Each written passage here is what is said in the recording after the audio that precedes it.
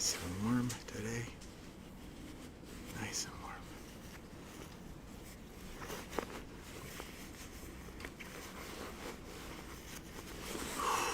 Oh. Okay, nice and warm. All right, get some coffee.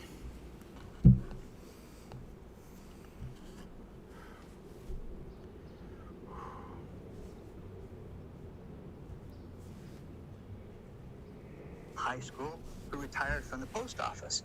And, you know, one thing they do is, hey, who do you want to walk you out of the building on your last day? And my friend, had this guy. Hello, everybody. Just getting set up. I want to make sure this is plugged in so it doesn't. Is this plugged in? Yep, this is plugged in.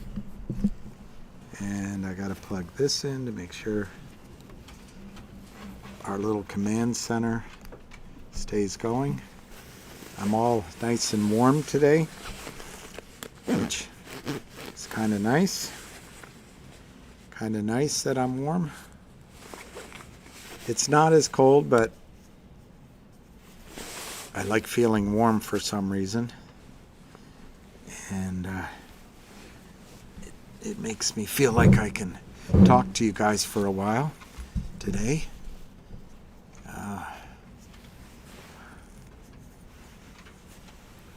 My eyes. Yeah, it's ennui. They're never ending, but there's a rumor out. Let me get the prices since we're close to. Now I'm starting to overheat.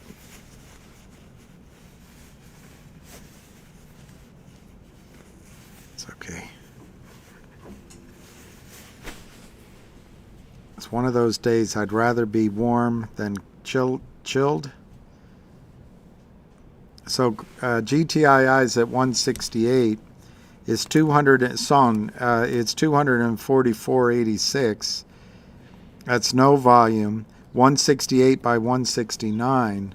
So yeah, it's frustrating if you want to see the price up, but this is all manipulation. I know of about 30 to 50,000, and I'm not even ham, that got bought today, real buys, but the criminals are in there manipulating it, and they're not going to put a gun.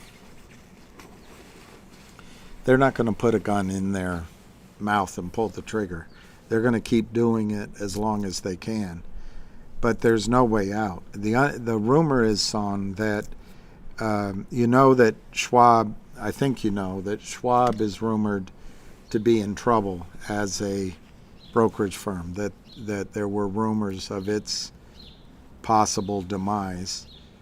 Well, they're solving that, but it's merging with TD Ameritrade. So you don't have to worry about your accounts. You don't have to worry about that.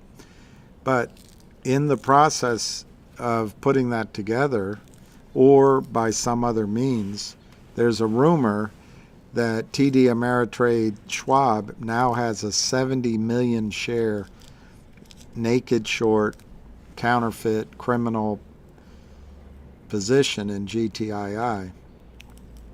This has to be closed. They didn't merge with each other to cause another problem. They want to get out of their problem. So that's 70 million shares. If the rumor is true, and one has always got to be skeptical of rumors, but where there's smoke, there's fire, maybe, and 70 million shares will make this ship a rocket or a satellite around Mars, possibly. I mean, just because it's a rumor doesn't mean it's true. That's one. Then there's the 19 million shares song that apparently they've called in at least twice, if not three times, to the company from Switzerland via Utah to see if the company GTII, just like COSM or CLNV, or I guess in a different way, GNS settled with the criminals. I don't know if they took money, but they settled amicably. Well, GTI is not going to do that. And that's 19 million. Which one goes first? Which one buys? Does one know of the other one? Does one say, I better cover first because it's going to get really bad?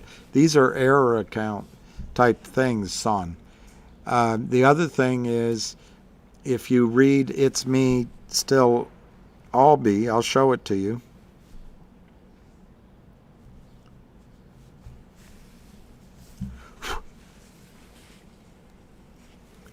It's me. It's still me, Albee. GTII longs. Once news drops that the $350 million bond has been paid and Trento Mine acquired, and then he has a picture here of everyone digging for gold, or lithium or whatever the hell. But this came out today, son. And if that happens, I heard a number that the mine might be worth 80 billion. I had never heard that number before, but I heard it yesterday from, for me, a source I trust very, very much. And son, if that's even anywhere near being true, just a tenth of it being true, you're going to have a stock you might wake up and just on its fundamentals is worth $5, $10, $15, $20 a share. And can the short stay short in that kind of environment? I don't know. So, son, yes, it's been a long battle. The criminals keep criming, the Kramers keep Kramering, and Alpine keeps Alping. But at some point, it's going to be over, I think. I mean, there's no guarantees here, of course. I don't know what you missed, Rudy. I literally just came on about, well, I can tell you, 7 minutes ago. So I had to I was on a space call most of the morning. I've been on some calls. And I think Mark Maddox, high volume and vocal. Let me look. Another rumor on, oh God. They just always sell it off. Anyway, for any of you guys who are still in BBBBBBBY, it's 20 cents.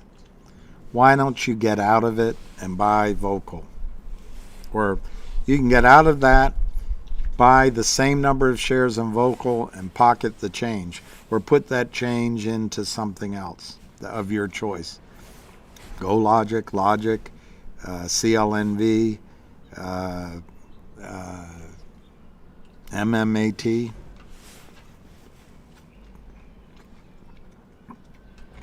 I guess as a trading vehicle,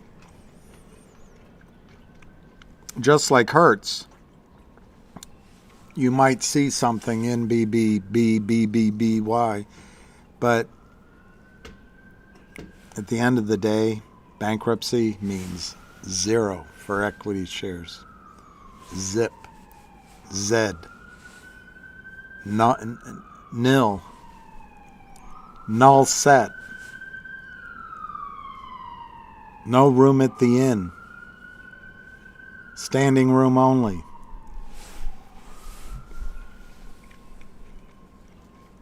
GTII 168. Sorry, I haven't eaten lunch. 168. That's terrible that Vocal's down so much. But the rumor on Vocal is that GTII is going to acquire the OG collection for stock worth $30 million. But I guess people don't trust the decision making of the CEO, and I guess that's fair enough. I think he's an honest guy, but I think he follows his own drum, that's for sure. I'll look at some of your questions. I'm sorry, I'm being rude. Go Logic was as high as 335. There's a gentleman that I have to call. I forgot to do it. Maybe I can do it on this call about HNRC. Darn it, I forgot to do that. The space call this morning went late and it set me back on everything I'm doing. But all right, so let me look at some of your cryptic trader. Screw so and so. Well, I think there are some updates going on MMTLP, but I'm just reading tea leaves when I tell you it, because I'm not privy to any of the situ. But apparently AST hasn't really been open, at least for MMTLP purposes, since Thursday. And I'm starting to get a sense that maybe they do open trading, which, as you know, I've been skeptical about. So I don't have any firm information on MMTLP. One of the people on the call this morning, Anna Trades, does a great call, was saying something about 500 million shares. I don't know if that was credible. The person was credible, but I'm not sure this. Anyway, we're all just doing our work and trying to figure it out. But no, to be blunt, I don't really have any concrete update on MMTLP, but I get the sense something's happening, something's moving right now. So fingers crossed. Wouldn't it be great if they could solve it by the end of the month?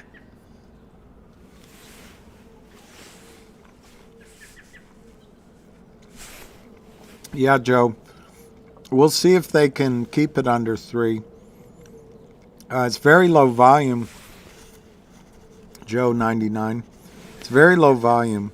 It's 8.2 thousand. It's just 8,200 shares. So clearly, both. I guess it works both ways. The buying isn't there as much, but also the shorting's not there as much. Well, Pharaoh, all rumors are just that. They're rumors, so you can't count on it. But yes, I think my source is very good. Very good. And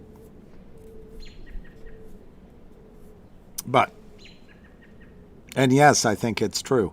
But I really emphasize, until it's out there as a fact, rumors are rumors and not fade away. Hey, Lou M. Chuck Donald. Well, I know we would not squeeze today. Hold longer. Yeah. Remember that the Treno mine deal is out there. And I just read the thing. It could happen any day now. So I don't know. No, ex-Matador, it won't endanger your funds at Schwab. Well, if the whole system started going down everywhere, yeah. But right now, I don't think so, because they're merging with TD and Ameritrade. My own opinion, they're not going to carry over these losing trades. So, and they're probably getting help to make the merger happen.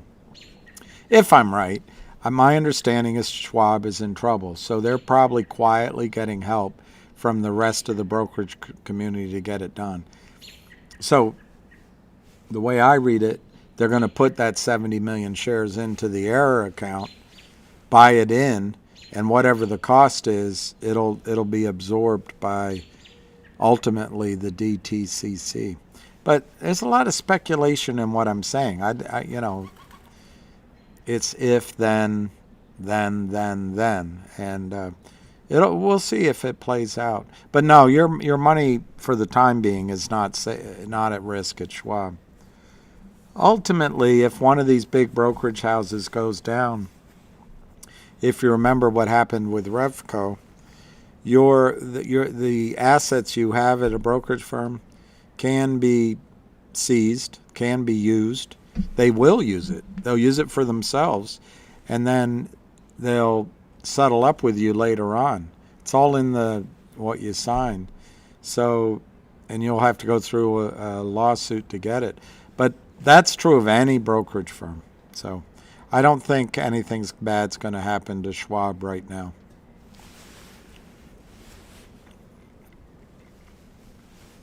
No, I didn't see the gray market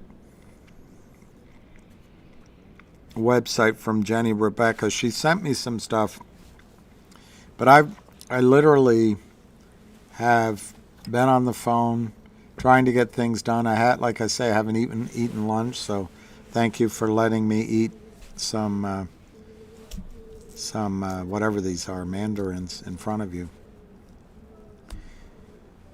The mine, as I understand it, and I'm getting this from the internet, but I'm from Twitter. What I'm about to say is on Twitter, is that the funding for the Trento mine has been completed, and they're just waiting to receive the money. Now, I caution, I've heard of this kind of thing before in this specific situation, and it took longer. I'm not going to say it didn't come to fruition, because maybe it is now. But basically what the idea would be, GTII would issue a lot of stock to buy Trento Mines. It's a lithium mine in Chile. It has other assets too. And then for a year, 2 years, the mine would operate. And by the way, the mine is contemplated to start production by the end of 2023. I've heard numbers anywhere from a few billion with a B to 80 billion in the value of that mine. I've heard numbers ranging from 40% acquisition of the mine to 100% acquisition of the mine. I don't know which will eventualize. But all I know, it's a big number. I'm just using some back of the envelope guessing. I'm wild ass guessing. If you presume this expands the outstanding shares to 1 billion, just because it's easy arithmetic, and if you assume that what they buy is verifiably worth $10 billion in the ground, their percentage, that's $10 a share. But if it's 80 billion, I mean, it could be $20, $30, $40 a share. But $10 a share, after that happens, all of a sudden the shorts have nowhere to go. They can't seller box it. They can't drive it down to nothing. And the stock opens at a price based on hard value. Obviously, there's some prediction in there, and you have to believe whatever geologic report that they give with it. But it might open at a price that causes a margin call, regardless of a squeeze, regardless of people buying, just because the value's there. And it's going to be really hard, if that happens, for the criminals to drive the stock down. So it's a pretty exciting event, game changer. I don't know. It's obviously still alive because it's on their website. I think based on some of the stuff I'm seeing on Twitter, it gets me up in the 50, 60, 70% range that there's a chance it'll happen. But I don't have, let me put it this way. If they're going to tell me the deal's done, they're going to tell you. They're going to tell everybody at the same time.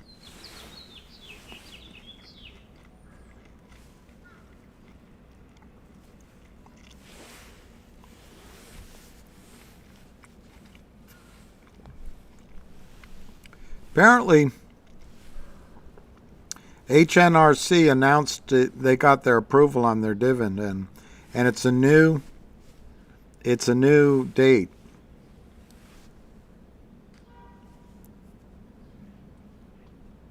And so that would bring in buying. Wow, 35 cents? I was going to buy some yesterday.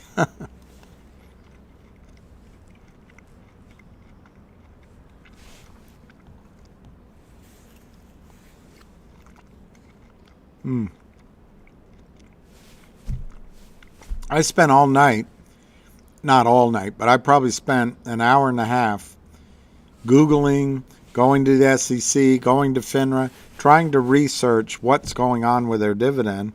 And at 8 a.m. this morning,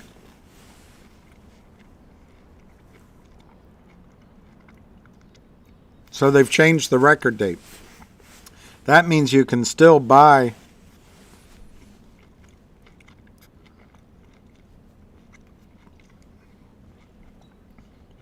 the shares. Man,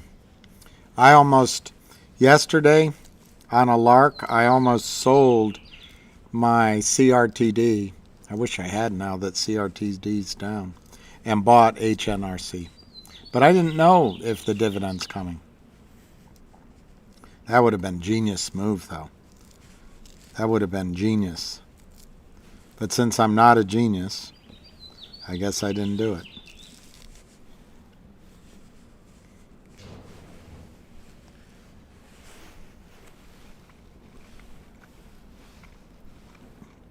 Well, I can't imagine why Vocal's down. I hope he's not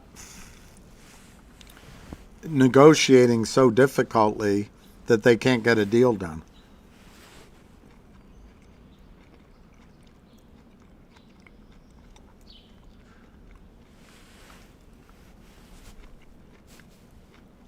Well, that opportunity's gone.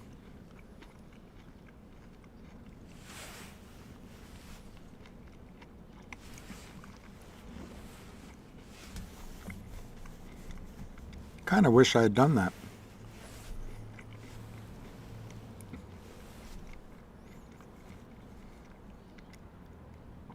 Well, anyway, let's read HNRC's news. It's 4:04. HNRC is up $168. Some of you listened to my drivel and bought it at 8 cents and 10 cents and 12 cents. Even it was down at 6 cents. It's now 36 cents a share. The last time there was an X date on the stock, it went to like 75 cents. So a new X date is fantastic. Let me read it out to you. HNRC dividend review completed April 25th. Houston, we have good news. Houston Natural Resources announced today that FINRA has completed the review of the company's corporate action to pay a dividend. The corporate action for the spin-off dividend has been published on the FINRA daily list as of April 24, with a record date of April 28th. So they've added, the original record date was something like December 21 or December 28, whatever it was. So the record date, they've changed. So you have a chance to buy the stock now.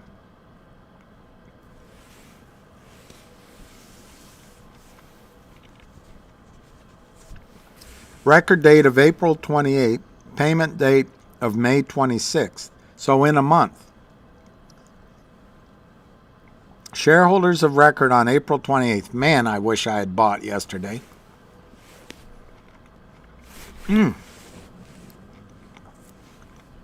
That's what happens. I get all tied up on calls and distracted.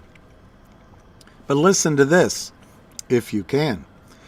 HNRC shareholders of record on April 28th will receive 1 share of worldwide diversified holdings for every 2 shares of HNRC. The trading of the WDHI shares will be subject to a registration statement being approved by the SEC. It is anticipated that the initial price of the WDHI shares will be a $3.50 a share, representing a $1.75 per share dividend. I wish I had trusted my instincts. Well, the stock will go up tomorrow. It'll go up it'll go up until the 28th.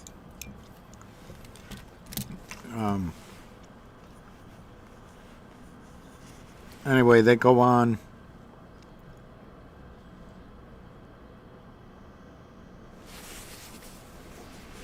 WDHI has a legacy portfolio in the technology, telecommunications, and software industries.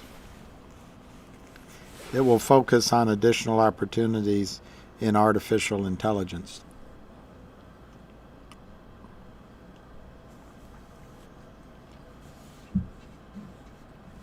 Oh, Spiny, sorry. Schwab completed its $22 billion acquisition of TD Ameritrade in October of 2020. Well, then maybe still Schwab's in trouble, because what I hear is Schwab's in trouble. Thank you, Spiny. I didn't realize that. I didn't realize it's old information that they're merging. I didn't know it's been completed yet, though.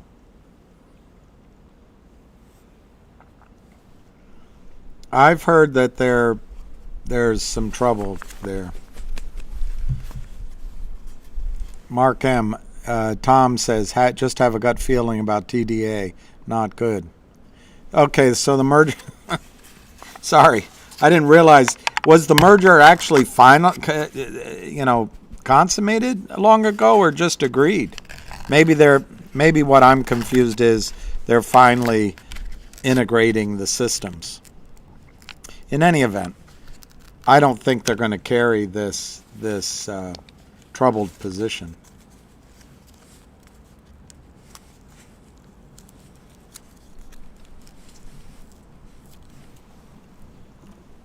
Are you guys having a conversation without me?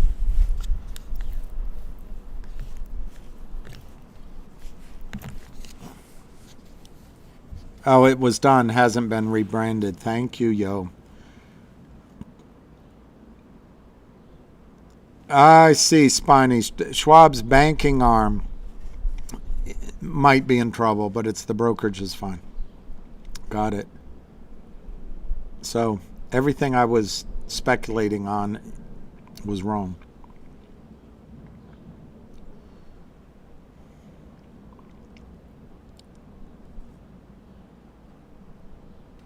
Do you still have a chance for the stock dividend with GTII? I don't know what you mean. You can't get the stock dividend with GTII buying it. But remember, that's not the point of the dividend with GTII. By the time anybody gets to sell that dividend, we hope we're all completely out of GTII in the middle of a big squeeze. Moody Waters, do I know why? I just tried to buy Logic and GOQ and I've been told it is delisted temporary or permanently. What?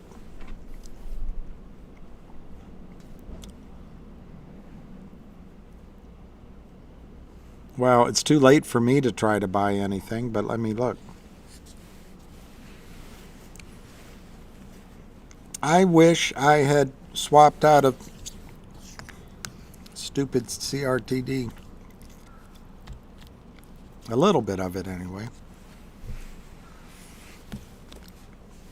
Anyway, you can never get every trade right.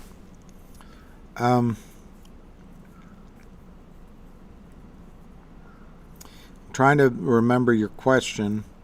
Oh, logic. I bought 100 shares yesterday.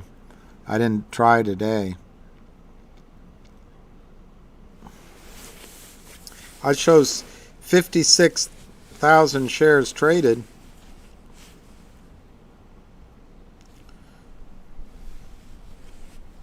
Of logic. So let me go to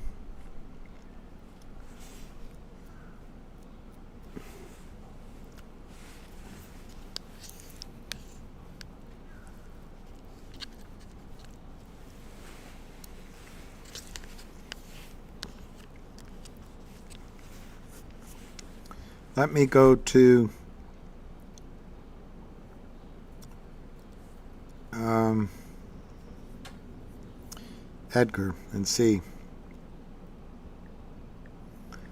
I don't think it doesn't trade. But let me see.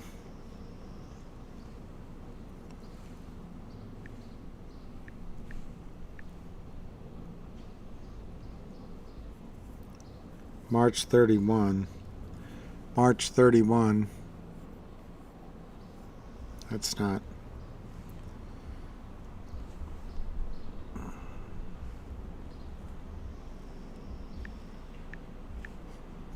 I think what might have happened is at your brokerage firm, they're not allowing you to trade it, but they still trade.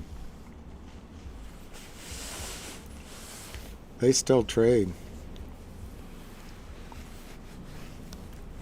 I'm having a yogurt, and then I'll be done, because I didn't eat lunch. I had to call the broker. I couldn't buy it on the app. Yeah, I think maybe it's just the brokerage firm. Well, my tweet, Will Anderson, today is, and I said it's a rumor, and so it's a rumor, is that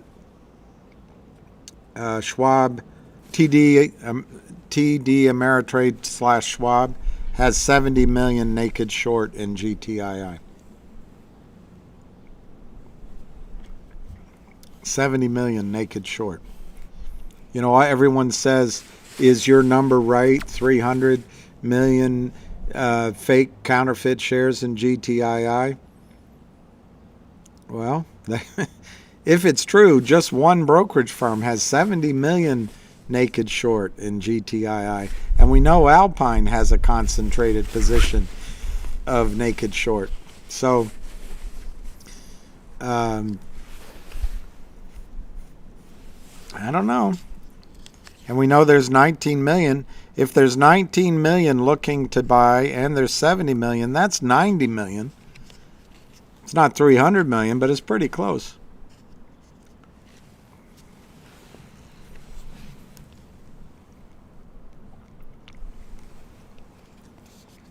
Will Logic spinoff be similar to HNRC?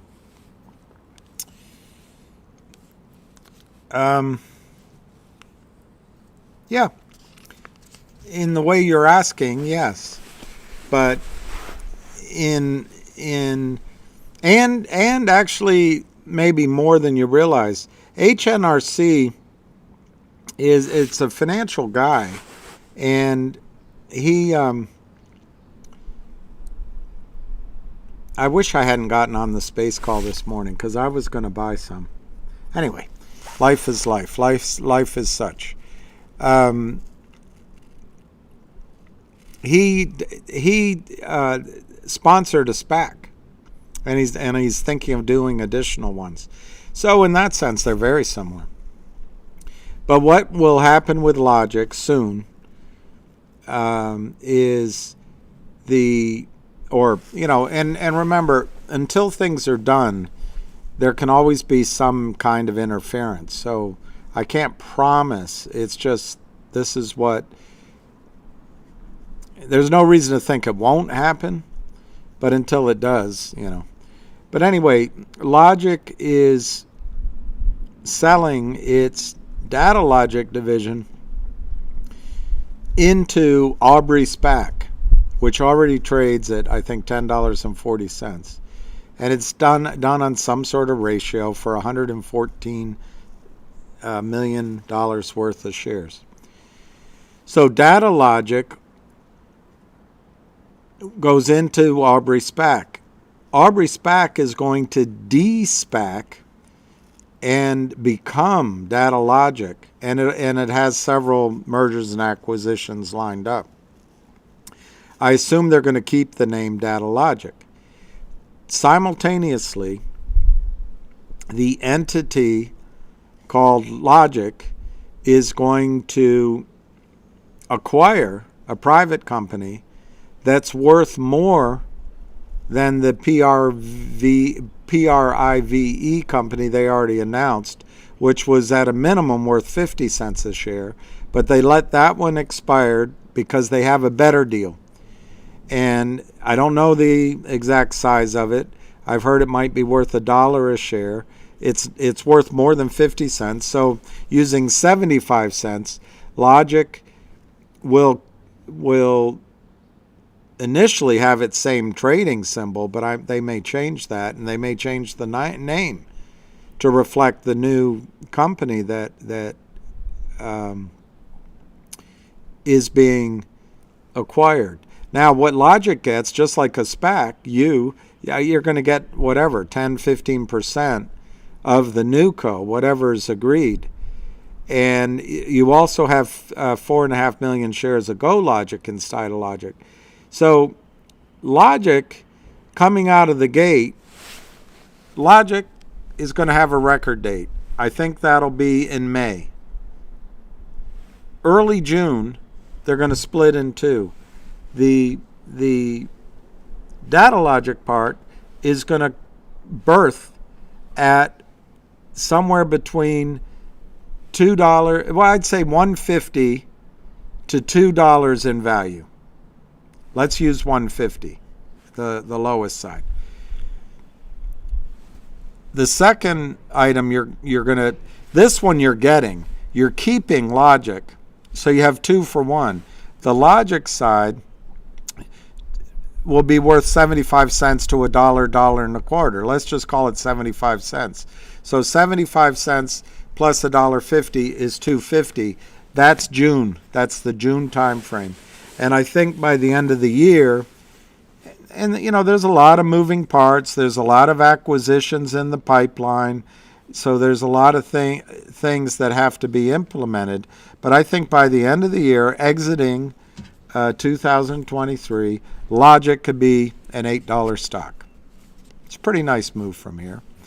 GoLogic, I understand, also has, and that's a third company, of course, but GoLogic has its own set of acquisitions in place and lined up.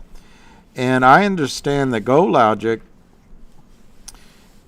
because of how full their table is with deals, it could be a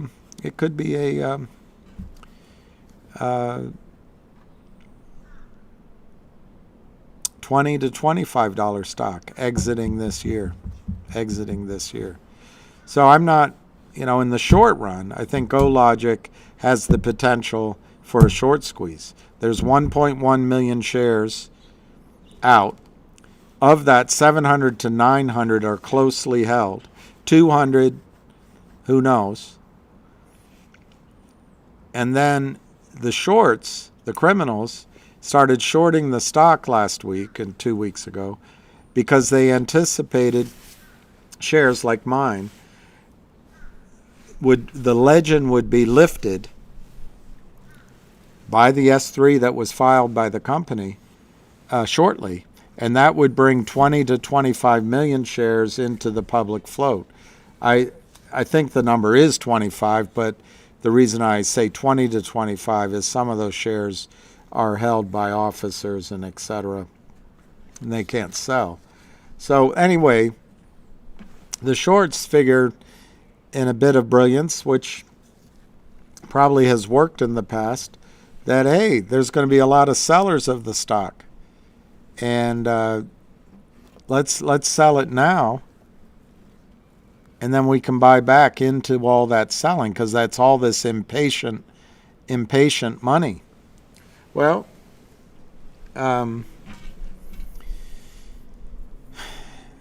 Brent yesterday withdrew the S3, just withdrew it, pulled it off. So it's pretty,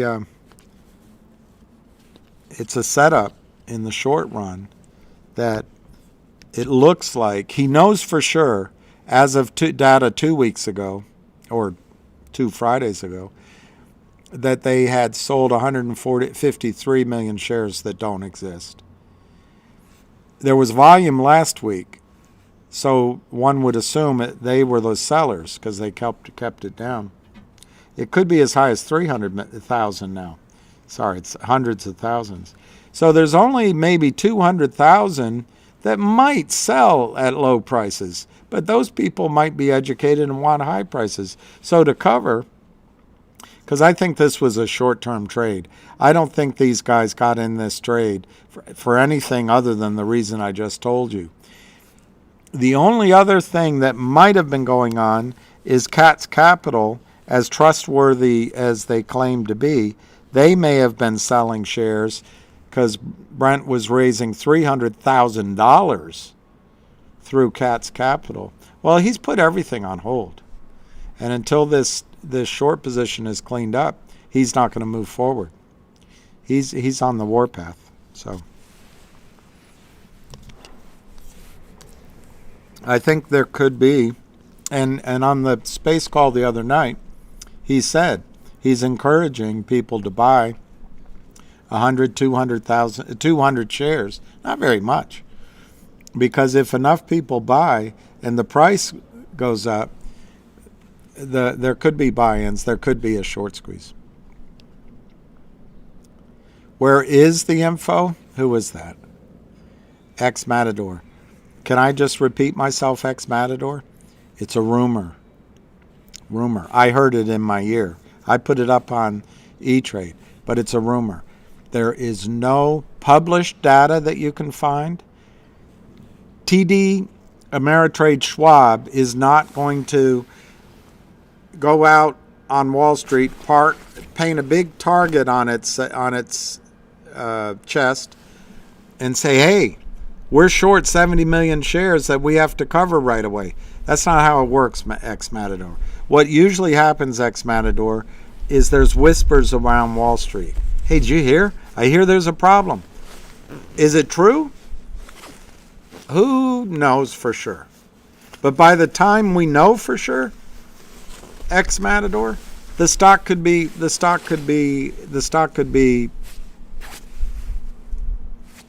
$20. So, no, Ex-Matador, I cannot give you proof. I really can't give you proof. That's why I called it a rumor. I have confidence in it as a rumor. Otherwise, I wouldn't be saying it to you. But the fact is, it could be wrong. And the fact is, what I heard in this ear might be wrong. I might be spreading a rumor that turns out to not be true. But I don't think I am, because I trust the source I got it from. But where did that source get it from? I don't know. So Ex-Matador, that's why they call it a rumor. And I can't do better than that. It's all it is a rumor. It's not published. There's no data. You can't look it up. So if you think that my sources are bad, or that I'm making it up out of whole cloth, don't act on it. Don't act on it. But I believe that it's true. Why do I believe it's true? Because I heard a year and a half ago when GTII did a voluntary request, asked shareholders to voluntarily send in how many shares they had. That was 2 summers ago. They did it. I heard at that time that Ameritrade, TD Ameritrade, and I'm sorry for everybody, I didn't know they had already agreed to merge with Schwab, but I heard at that time that TD Ameritrade had something like 40 or 50 million, maybe 60 million, but 40 or 50 million shares rumored to be short. That's all the way back then. And now I'm hearing it again. It starts to line up as coincidence, but ex-Matador, I have no proof. None. I could be 100% wrong. I'm not intentionally wrong. I'm not intentionally telling you something that I know is wrong. But the fact is, it's a rumor. I didn't say it's a fact. I said it's a rumor.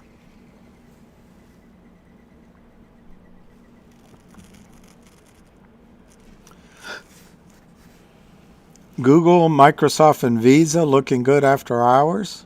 I wonder why. They're going to have good numbers. It's earnings season.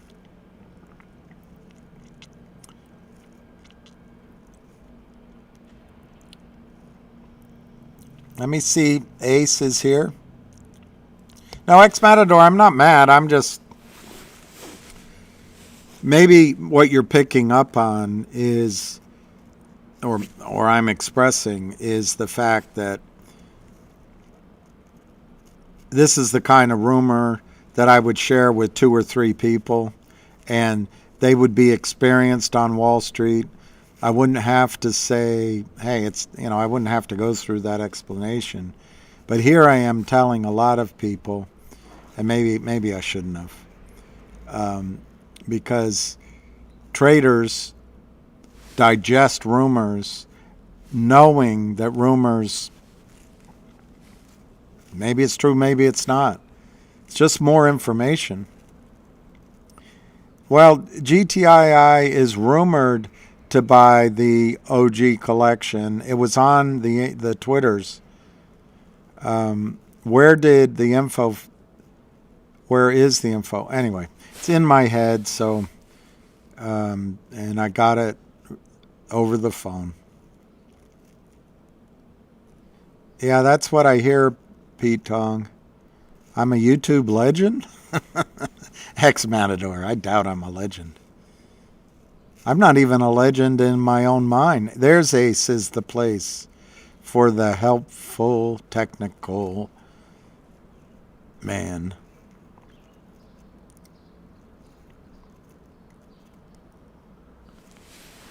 Yeah, I agree with Ace in the whole. You got 1-800 probably coming next week. You have the lawsuit. You got the FBI in there. And I think you got the Treno mine deal coming. I just think that's going to be massive. There's 19 million shares to buy. Well, how do you know that? Well, where's the proof? I don't know. I can't show you the proof. All I know from people I trust is client or clients in Switzerland. Get it? Switzerland, Alpine, Switzerland, Alps, Alpine Securities, Alps, Switzerland, Alps to ski on, Alps, Alpine, Switzerland. Maybe they've been working together for a long, long time.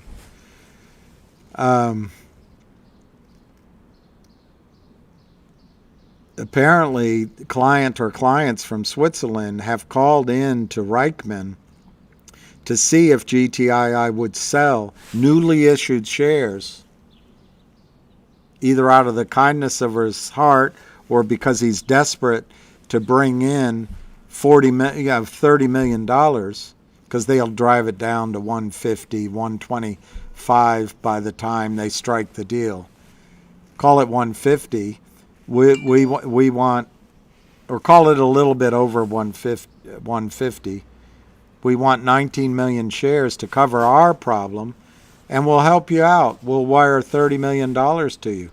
Well, guess what? That works for COSM, that works for CLNV, that works for several other companies.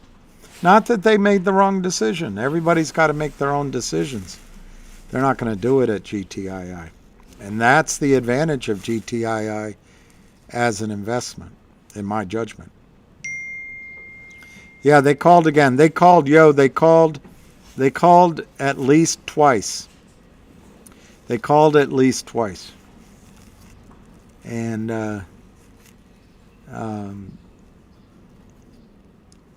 yeah, they called at least twice.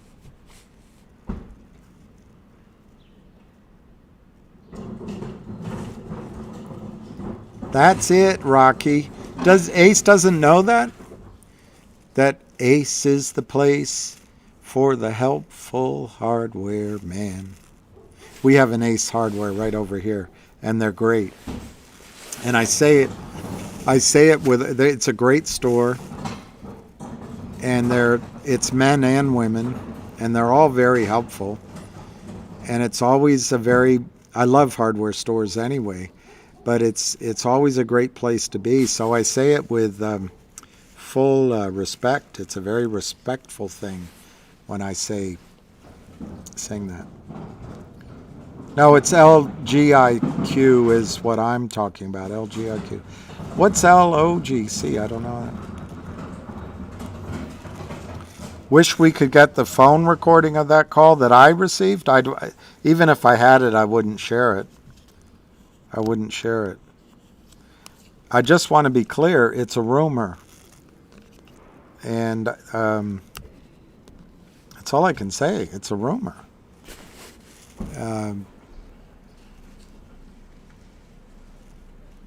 It's rumored that Meghan Markle and Harry, Prince of Sussex, are in love. It's a rumor. You don't know for sure. You're not there. Hey, Dadif. Oh, about the 19 million shares. Yeah. They're trying to get it. One Fix-It Man. They're trying to get a copy of that. A copy of the recording. Actually, I might be confusing it with the 3 million shares. You know that the shorts called an elderly woman who, based on how many shares she has, is well known to the company, and said, hey, we just talked to David Reichman, and he's recommending that you sell all 3 million shares you have immediately. And she's in a nursing home. She's got dementia. This is how evil these people are. They're trying to get a copy of that phone call, I think. Anyway, if there's a phone tape of that exists, you'll probably get it, One Fix-It Man. You'll probably get it. The one with me, you won't get.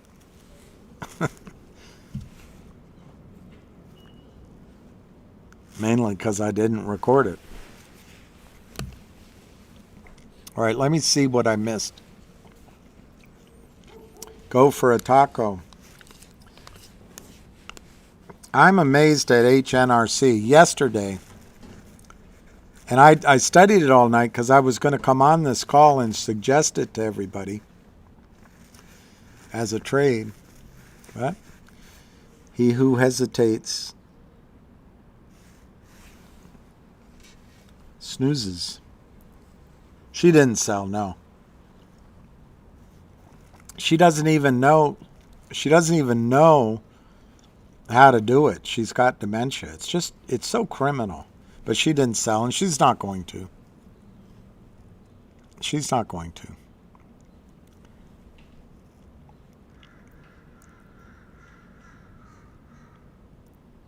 And God willing, hopefully, Ace, God willing, yeah, wouldn't mean the same thing.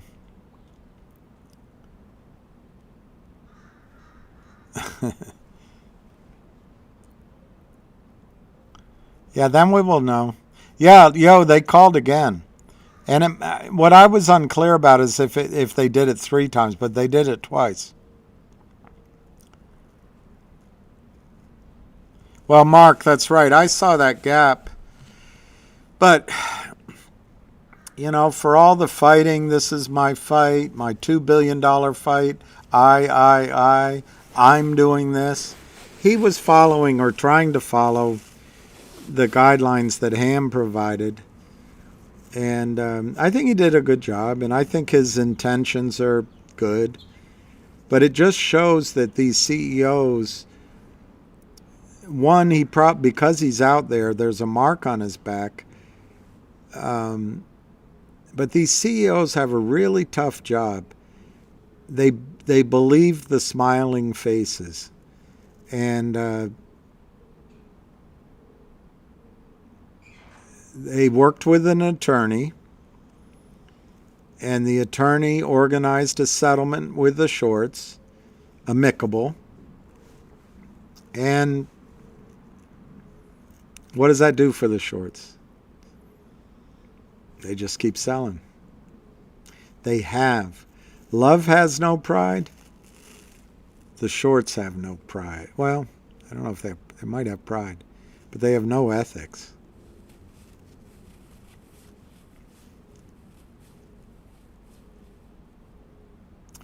I'm hoping this GTII dividend gets us at least $3. Otherwise, the next catalyst I'm waiting for is 90 days away with Vocal. I don't know, Brian. The next catalyst might be tomorrow. I cannot promise that to you. But on Twitter, a couple of people are talking about the Trento mine deal. All you have to do is go to the website of GTII, scroll down or click on pending transactions, and you'll see an entry for the Trento mine deal. It's still alive as per their website. This is an acquisition, Brian, of a lithium mine in Chile, being organized by I think it's in the paper, Sean Weintraub, a high-level UN type guy. It's across several countries, many banks. It's like a Wilbur Smith novel, spanning many continents, several generations, torn between 2 men. She has to fight to save her family. Anyway, it's like a Wilbur Smith novel. It's across many continents, many banks, and many sets of negotiations. And it's taken me so long, but now that I know, I believe, all that I do or say is all I ever will be. It's taken about 2 years. Big deal, Brian. $350 million necessary to get it finalized. It's been going through bankers, countries, ministers, signatures, and all of a sudden there's a lot of Twitterati going on about the fact that the $350 million funding is expected imminently. Can I trust all that on Twitter? No, it's Twitter after all. They're the ones that said the clot shot is safe. They're the ones that said Hillary Clinton won the election and that Trump won because of Russian interference. Can I trust Twitter? I would say no. But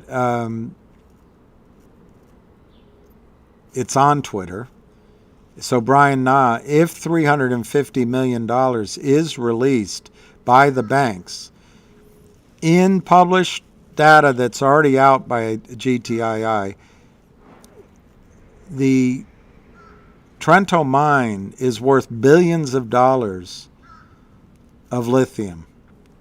The company would issue shares to acquire Trento Mines. What Trento Mines gets out of it is 1 or 2 years of being a public company, doing their filings. They get the financing, and the mine goes into production by the end of this year. And then they float. They go public. They become their own floating entity. GTII gets back their shares and maybe 5, 10, 15%. It's a little bit like a SPAC of the deal in return for that. And the fact is, Brian Na, that's not 90 days away if it's going to happen. It could be tomorrow. And then the 1-800 lawyers deal was extended to May. That's not 90 days away. The West Christian lawsuit, which has already been in process and is going after discovery against 50 John Does, is waiting simply for a judge's ruling, which is expected imminently, saying, okay, this lawsuit has merit, we're going to go with it. Once that happens, Brian Na, the company intends to issue another dividend to you that will equal some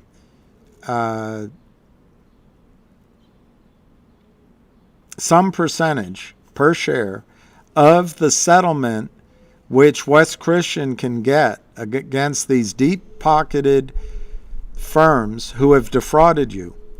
And that's probably going to be a settlement in the billions of dollars by the time it happens. Well, it's going to be issued to you on blockchain, on Upstream, and it's going to be something the system cannot stuff into your account. That could happen next week, Brian Na. Could happen in 2 weeks. It's not going to be 90 days. This dividend's going to cause trouble. You're absolutely right. But the next event is not 90 days away, Brian Na. The FBI, is investigating whoever stiffed Westpac, and they've been doing it for several weeks now. Apparently they already know who it is. That could happen anytime. Alpine, yeah, you might be right. Alpine, they could get extension after extension after extension maybe. But that's out there that Alpine's going down. So, anyway, I don't think you have to wait that long.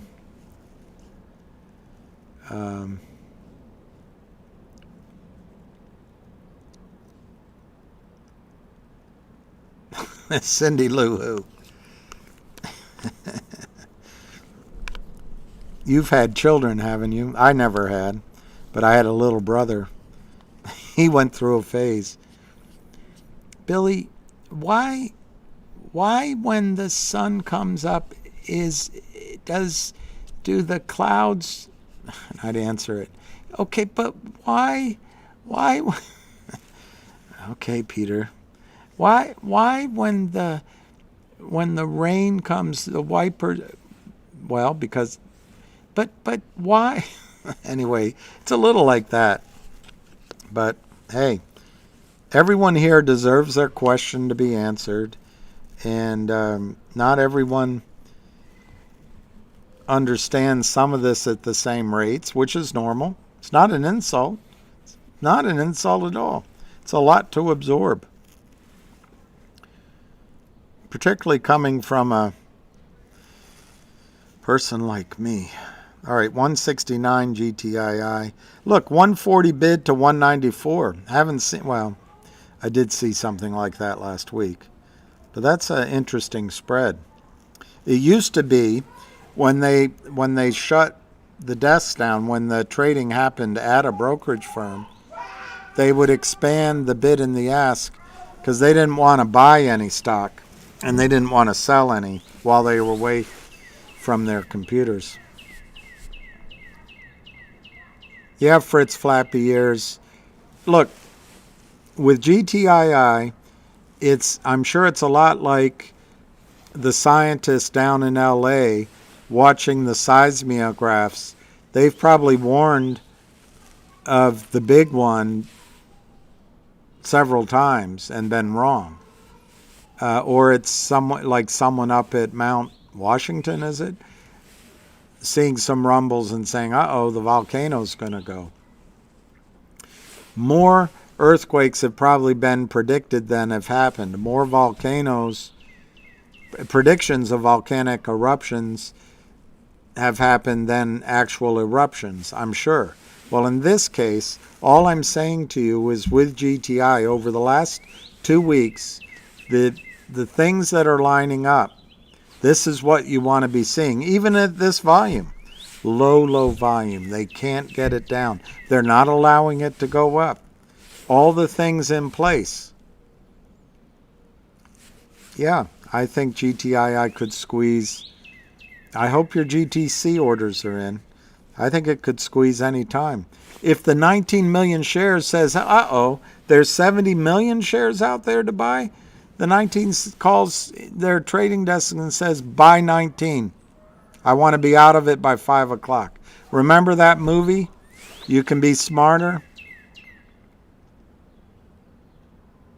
You can be prettier. I made that one up. Or you can be first. Oh, you can be smarter than everyone else. You can cheat. Or you can be first.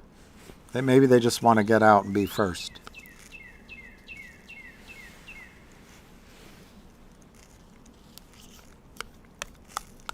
Don't change your ears. You have beautiful ears just like they are.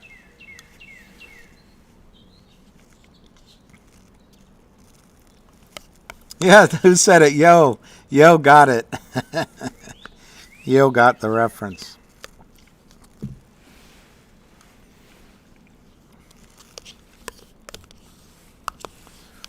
Thank you for letting me eat my yogurt. I'm almost done.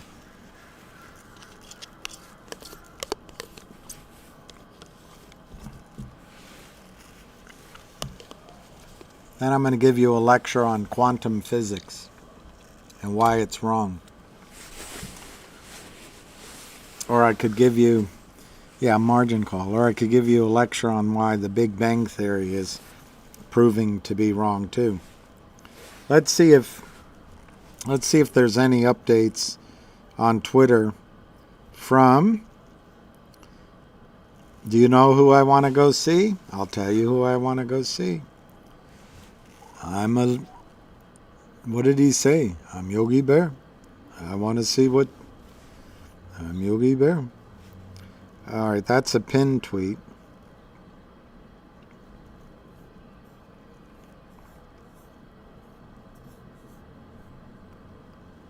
Okay, he hasn't updated it more.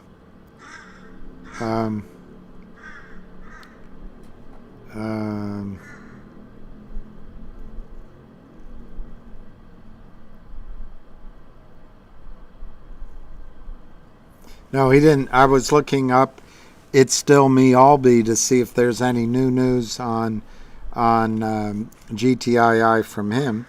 Let's go and see what Ham's saying, if anything. I know Ham's busy, so it's likely he hasn't posted anything. 6 seconds ago. Ham, 6 seconds ago. Wait. You think MMTLP is a problem? Or the brokers? You do know it's Fraud Street, correct? Because Brian had written, the corruption with the brokerage firms reminds me a lot of MMTLP.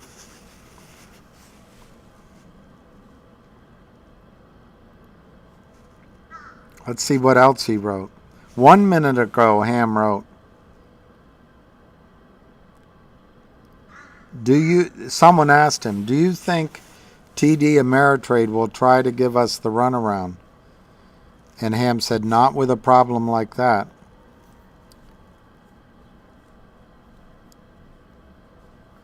Just me telling the story. Tonight, major players. Let's see if I still have it.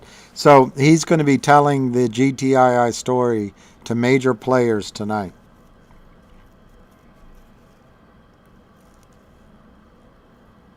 He put up 43 minutes ago.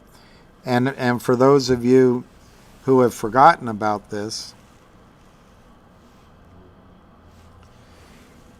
on October 28, 2022, in connection with its application for review, Alpine filed its expedited stay motion requesting a stay of the NSCC's imposition of a $2 million back testing charge. As noted above, NSCC imposes back testing charges under rule changes that the Commission approved in 2016. But NSCC assesses the back testing charge based in part by reference to other charges that NSCC imposes under the approved rule change. Alpine sought an expedited stay because NSCC informed it that the charge would be effective November 1, 2022, just shortly before everyone ran over to Cosmo. NSCC informed Alpine that deficiencies it observed in September 2022 caused Alpine to fall below the backtesting target and attributed the deficiencies to Alpine's net short portfolio, with the top driver being concentrated short positions in GTII. And you got to think, the coincidence of being panicked into something else when Alpine's in trouble, I don't know. You don't want to be a conspiracy theorist, I guess. But anyway, that's what Ham just put up.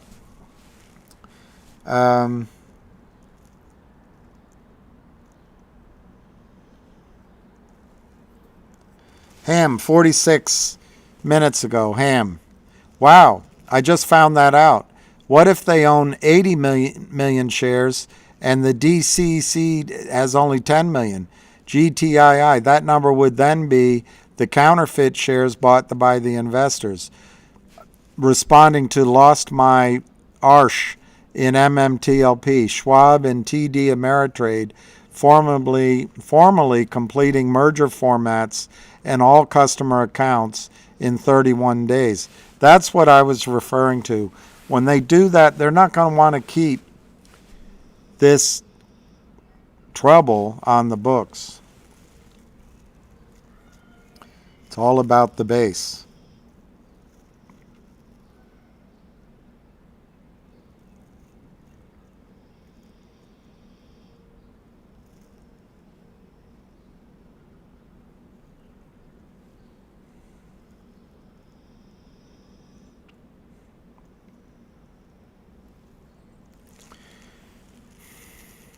Ham, what if, let's say, Schwab and TD Bank call DTCC up to see what amount of real shares they have, and it's 10 million. But Schwab and TD Bank are long 80 million. Do people talk about it? That's how rumors start. People talk. You were talking in your sleep, with lovin' on your mind. Ham, an hour ago. What about the dope looking for 19 million? What if people at Schwab and TD bought those shares? It is a big mess for the crooks. Hey, call a cop.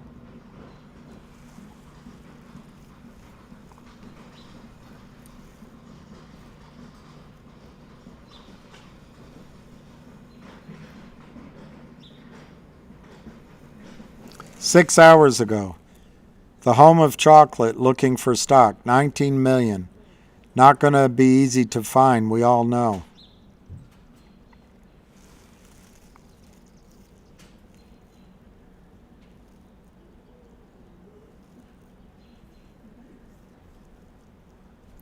8 hours ago, It's Still Me wrote, Albee wrote, Adham Shortkiller encouraged Longs to write emails and letters and call the law every day at noon for 6 months straight. Literally every single day. And we did. What kind of pump and dump scam artist does that if they're doing something illegal?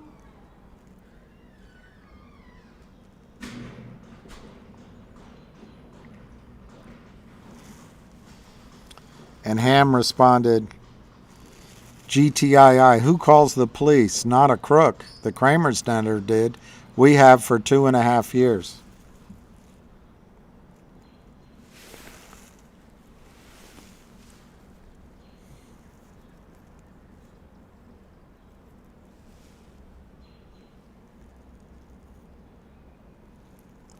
Nine hours ago, Jabarumba wrote, lawsuits just fuck us like the MMTLP crowd. I assume at West Christian structured the dividend to be as bulletproof as possible, but if good chess dictates baiting them into the lawsuit, blah, blah, blah, blah. Ham wrote, you have no clue what's going on, but you can yap all you want sitting at home. GTII MMTLP fighting for you 24/7. It's not easy.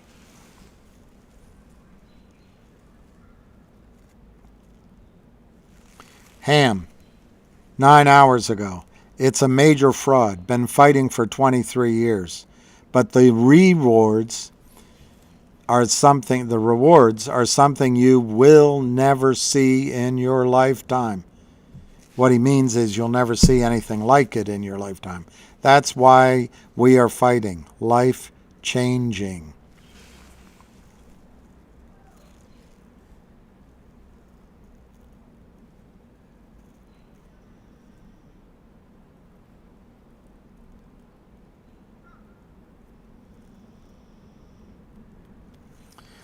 Jambarumba has another worry. My worry with GTI dividend is the DTCC will instruct brokers to do a regular 11 for 10 forward split like they did with GME dividend as shares.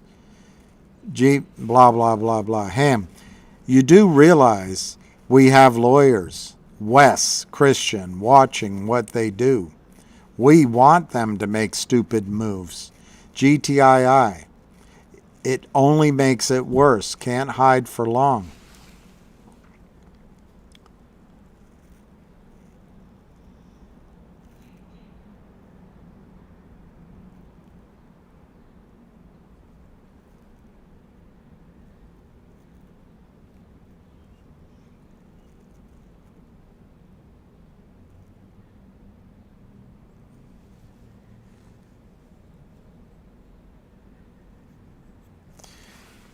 This is the last one, 9 hours ago. GTI. By the way, I did run out on the check for dinner.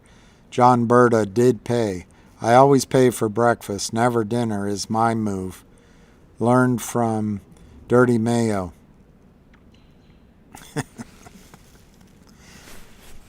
Hey, Ham, stop stealing my moves. All right, so I don't know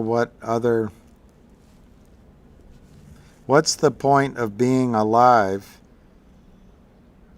if you don't try to do something remarkable?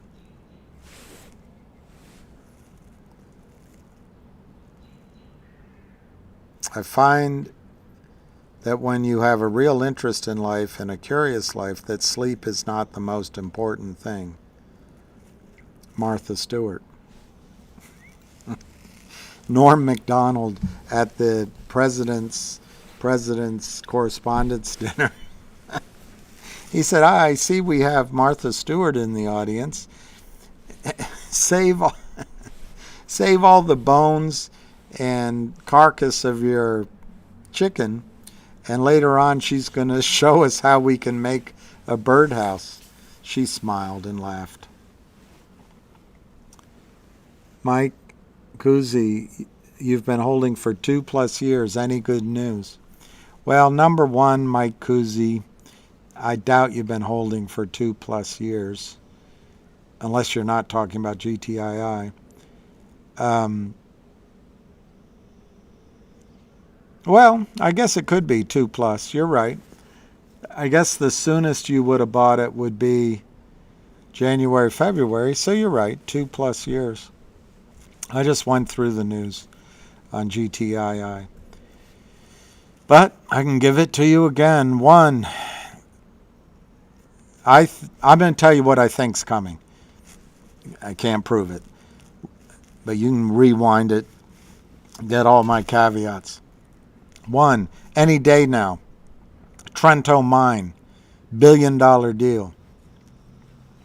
Instantly add value per share of the stock. I think it's going to happen. Is it? Who knows? Trento Mine, this week, next week. 1. 2. 1-800 Law Firm, May. 3. Dividend record date last week, payable Friday. Restricted shares. Remember, with the dividend warrant, it took weeks to build up the pressure until Pied Pipers came and said, get out. But the pressure was building. Fidelity was paying 1,000% to borrow shares. They weren't doing that for their health. Wells Fargo was taking away the buy button. Every brokerage firm was slow walking.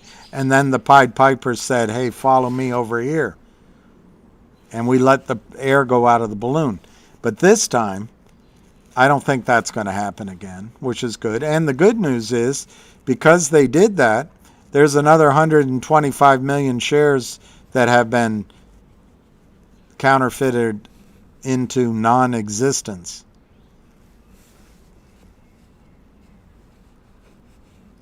Can half be said to half be or half not be existential? He asked knowingly.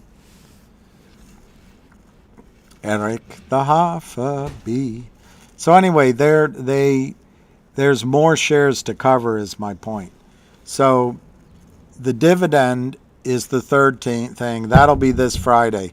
Don't expect an overnight result. The pressure takes a while to build up.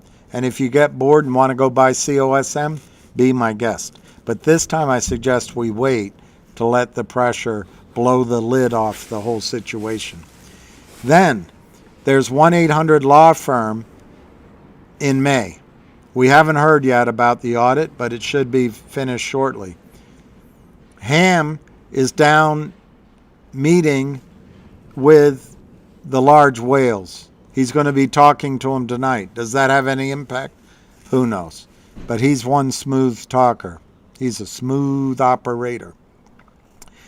The West Christian lawsuit moves apace. The FBI moves apace. Alpine's lawsuit that they have a really crappy defense on moves a little more slowly, but it moves. There's a rumor of 70 million shares that don't exist sitting in the books of Charles Schwab, TD Ameritrade. Those guys are merging their books now. They're going to want everything to be clean. So that's a potential of a buy-in. The person who's short 19 million shares out of Switzerland, who probably shorted it to help Alpine, called again to the company saying, hey, we'll buy 19 million shares for the company. We'll give you $30 million or $25 million.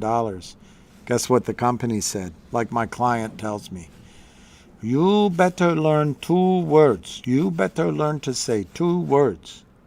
You should say N-O. Well, the client called in to buy 19 million shares from David Reichman. A company normally like COSM would say, what? $25, $30 million? Sure, I'll sign. Where do you want me to sign? Reichman said 2 words. He said N-O. And they called again, he said, N-O. So that just happened. Again.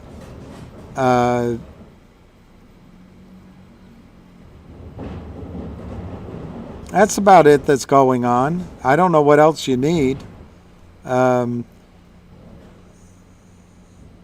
would suggest, though, if you're anxious, sell some. If you're anxious about it, you own too much. So sell down your position. But I think my own advice to you, which I can't give specific advice to any individual here, but just in general thought process, this has been painful. It's been a long 2 years plus, as you point out. It's been stressful. I think we're almost at the finish line. And I would submit to you, you didn't come into this just to break even or to make 50 cents. As Ham said, this could be life-changing money.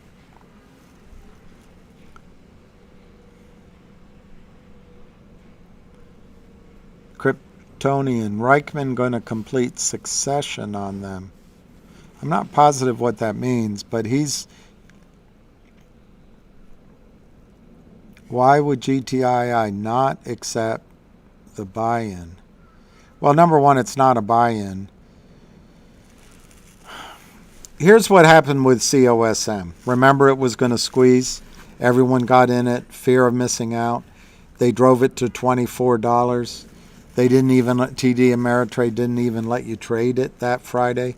They, over many days, they drove it up from 6 cents to almost $1, and then it split, and then it was 24. They drove it up to $24. COSM that told you they were going to squeeze. They had all this going for you. This was going to be the best buy, and after you have profits in COSM, you can come back to GTII. Well, as soon as the shorts, as the fear of missing out rally reached its zenith, the shorts started selling it down. They called the chairman. All I know about him, I don't remember his name. All I know is he's Greek. And said, hey, we'll give you money.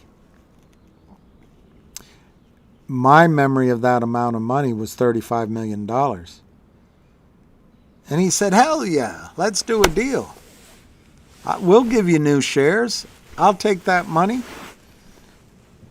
My company can do all these deals. I have a salary forever. I have retirement, health care. Hell yeah, I'll do that deal. And he did it.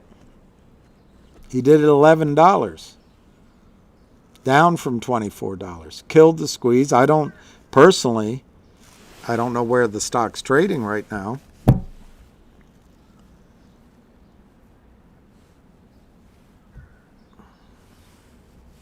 But I can look it up. It's trading for $3.44. And because my arithmetic is so bad, you take $3.44, you divide it by 25, which was the reverse stock split. Remember, they told you reverse stock splits cause squeezes. Anyway, it's 13 cents 76, so it's basically 14 cents. When you were told to get into it, it was, if you were lucky, 18 cents, but it was 22 cents, and it was on its way. So it's under where you were told to get into it because it was going to have this massive squeeze for all these sketchy reasons. And but in fairness, no one is particularly good at calling the timing of a squeeze, and who knows which one's going to work. So in fairness, I mean, MMTLP should have squeezed. It didn't. So anyway, COSM took the money. Your question is, why wouldn't Reichman take the money? That's your question. These criminals who have destroyed your life, destroyed Reichman initially,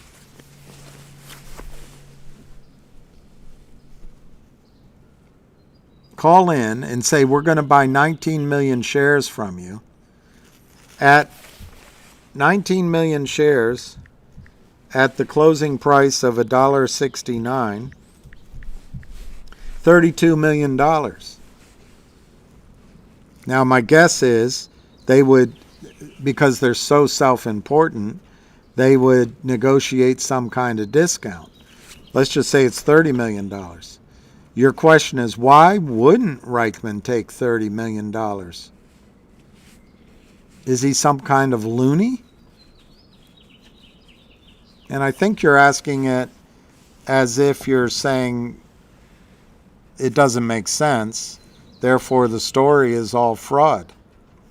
Well, what I'm suggesting to you is GTII is not going to sell you out the way other companies who have gotten on the bandwagon have pounded the drum, whether intentionally or not.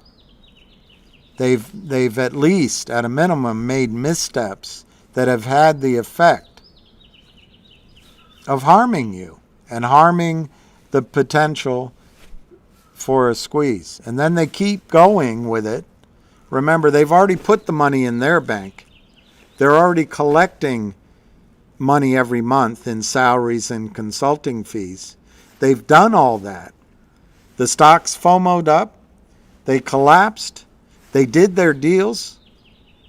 They're sitting pretty, but they're still in the calls telling you that they're in the fight and they're going to make sure a squeeze happens. To me, that's back-assward. What GTII is doing is telling you and showing you in action. Twice, maybe 3 times, Switzerland called and said, we'll give you $30 million, give or take. We just want 19 million newly issued shares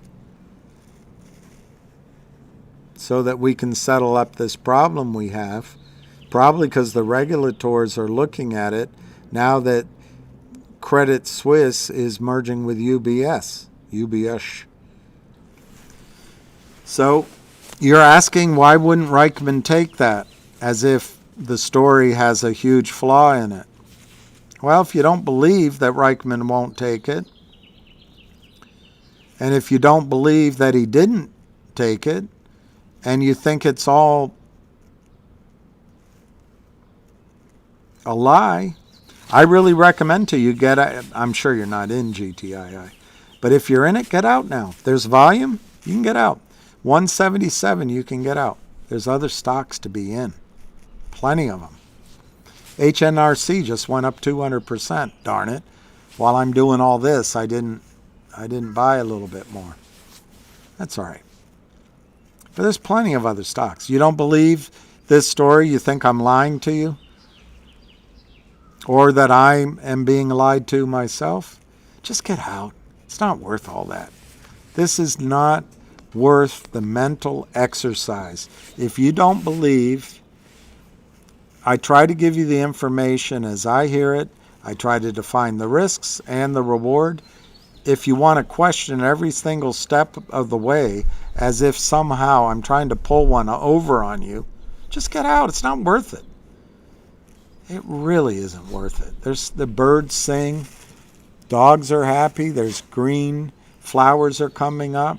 There's so much more to life than trying to figure out how I'm pulling one over on you. But the reason Reichman didn't take the money, he's not going to short circuit a squeeze the way other companies in these communities did. And they already have the money on their side of the table. It's big of them to now say, we're in the fight. But guess what?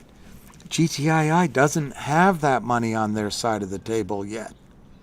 All they have is the 3 million plus that the warrants, when the stock was up, got exercised.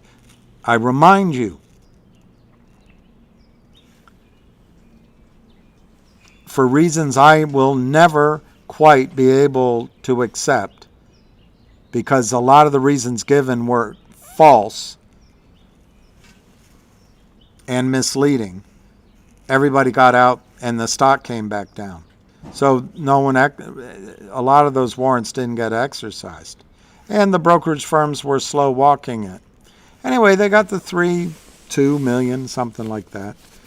Guess what? That's enough money for GTI to last, and they don't have to go back to the markets. But GTII is doing everything for 2.5 years. They issued an NFT, a Picasso as an NFT.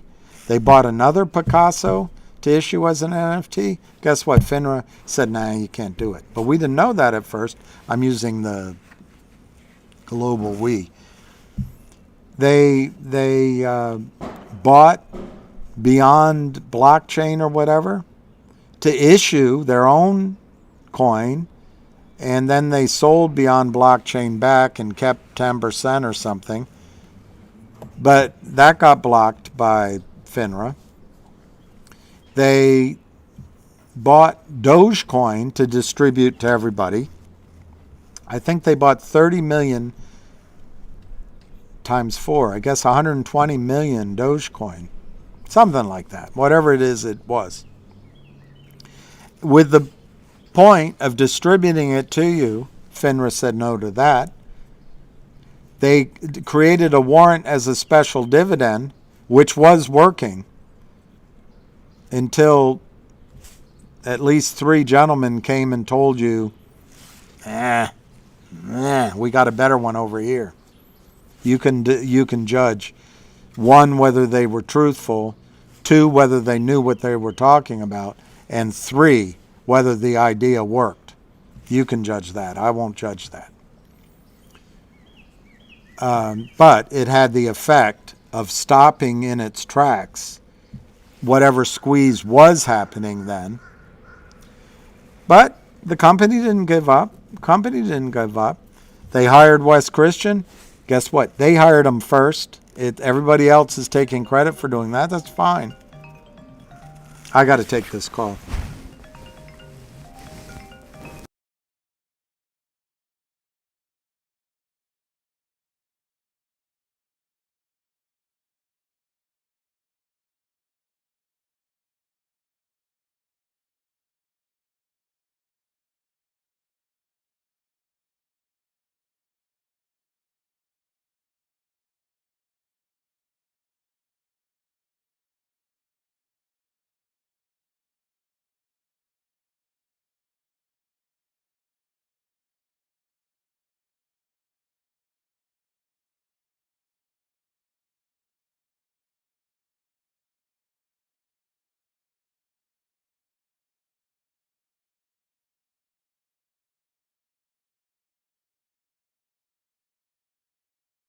They're tired of listening to me.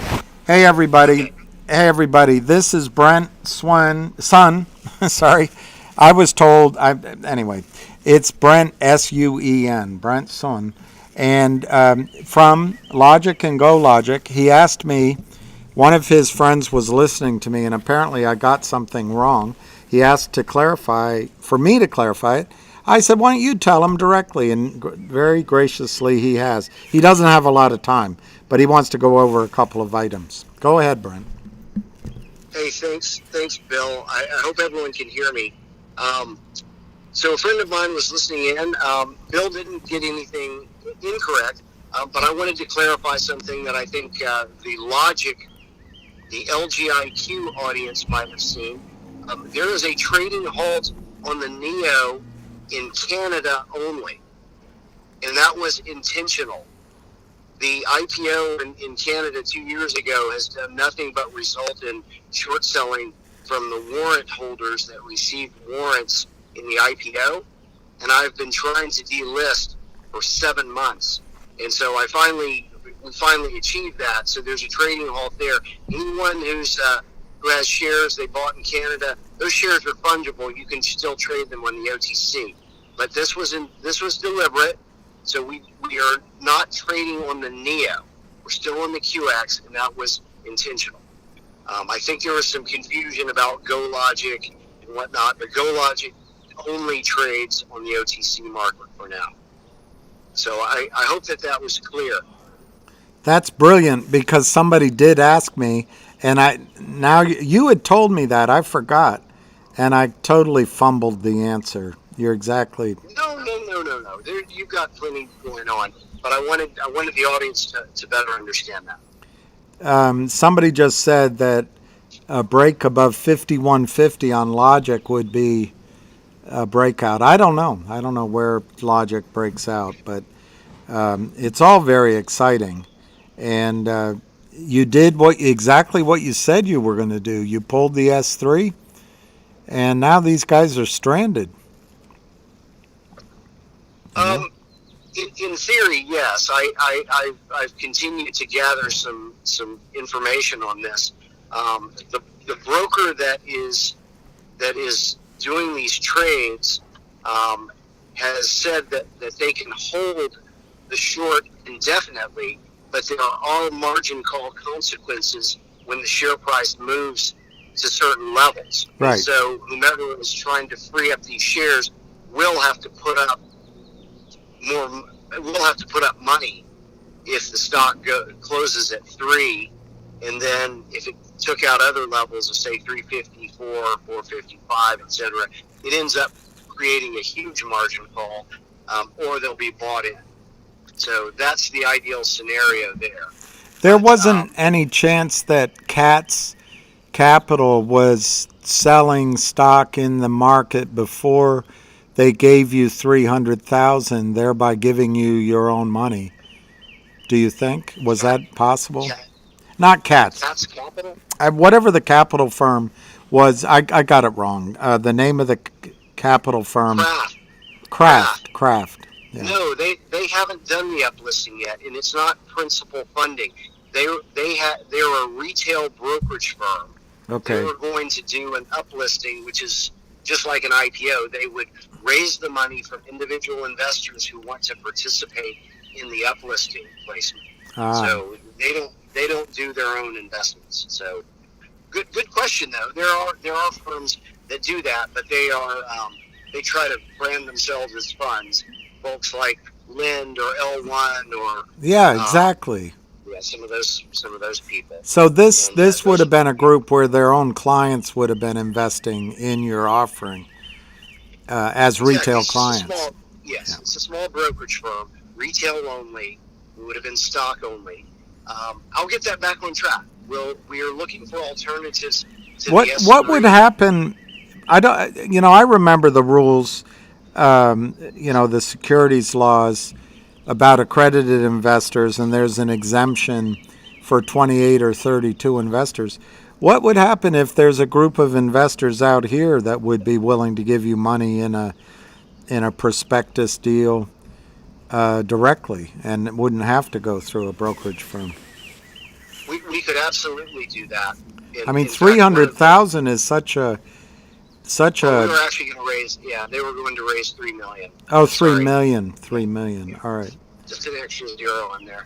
Because I just wonder if we as a group started doing plain vanilla offerings, we maybe start small, but eventually people would all come to us for good deals. So anyway, that's a different thought. I don't know if people on that you. Sorry? I'll come back to you on that, Bill. Okay. There is a way. I think we could do what's called a Reg A plus offering, where you are able to issue free trading shares at a discount in the market to retail only. Right. That would be a good scenario. But I have a meeting over in the city tomorrow morning with someone who actually, according to him, wrote the book on it. So I'll come back to you tomorrow. That'd be great. Okay. Well, the trading was great today, and I appreciate the call in. Yeah, thank you, and thanks to everyone who's been supportive and helpful. We really appreciate it. Thanks, Brent. All the best. Thanks, all everyone. The best. All right. Bye. Take care. Bye. Bye. So, you heard it straight from the horse's mouth, and whoever asked that question about it not trading, that was right. He told me on the Neo exchange they delisted it. So you're probably right. Oh, they wouldn't allow you to buy it on the U.S. exchange either. So, Moody, you were right with that question. I wonder why they wouldn't let you buy it on the... I know in my account here, I used to be able to buy Canadian stocks, but I can't do it anymore as of about 2 years ago, 3 years ago even. I used to be able to buy, using E-Trade, Canadian stocks. Now I have to buy the OTC version of the Canadian stock. I can't buy Canadian stocks, so maybe that's why. Oh, it's a Rule 144. I wonder, I don't know, Rule 144, I know. Well, let's look it up as it applies to that situation.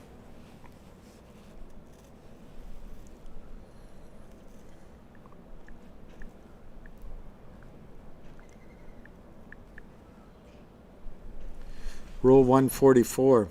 Rule 144 provides an exemption and permits the public resale of restricted or controlled securities if a number of conditions are met, including how long the securities are held, the way in which they're sold, and the amount that can be sold at one time. But you were trying to buy. We know all that. I don't know how 144 affects buying of shares.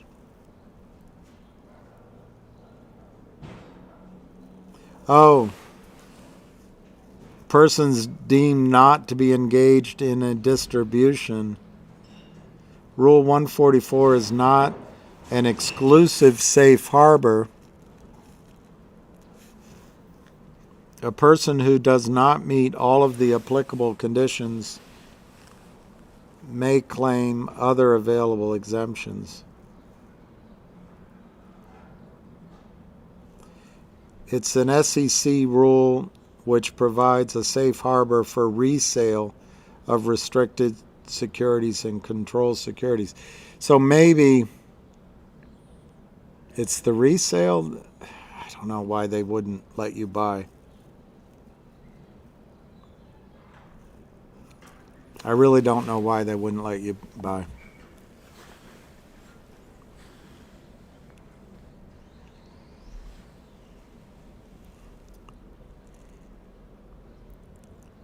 Oh, the company didn't give enough info.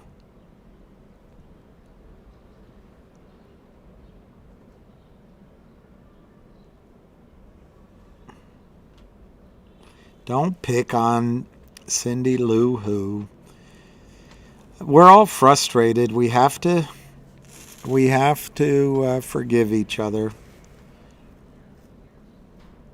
Why would I want Canadian stocks anyway? Gold, silver, and oil. And many years ago, I was asked to work on a big uranium play, but I don't know morally if I can ever do that again. Yeah, Jenny, that's right. And he's taken all the areas to squeeze this out.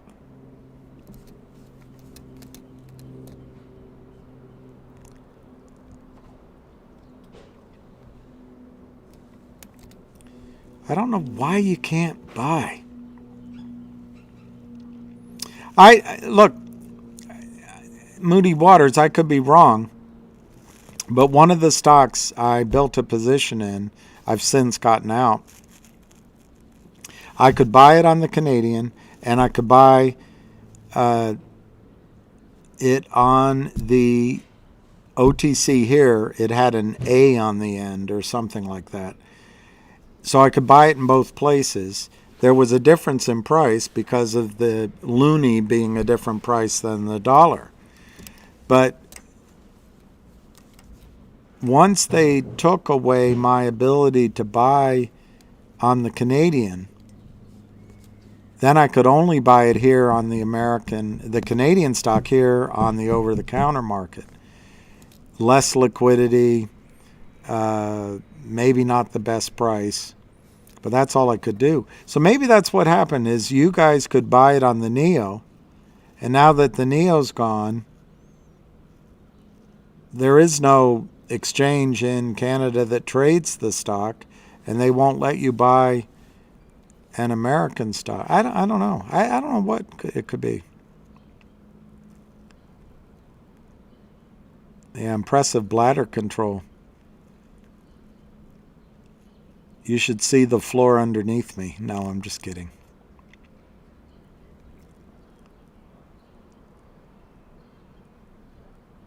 Sammy Hager. Yeah, Brent's from Go Logic and Logic, as it turns out, but not for long in either case.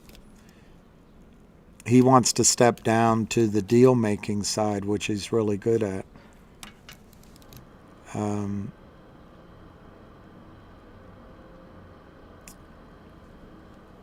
There will be no halts. He wouldn't have known that answer, but there won't be halts in GTII via Warrior unless there's some act of fiat, government fiat.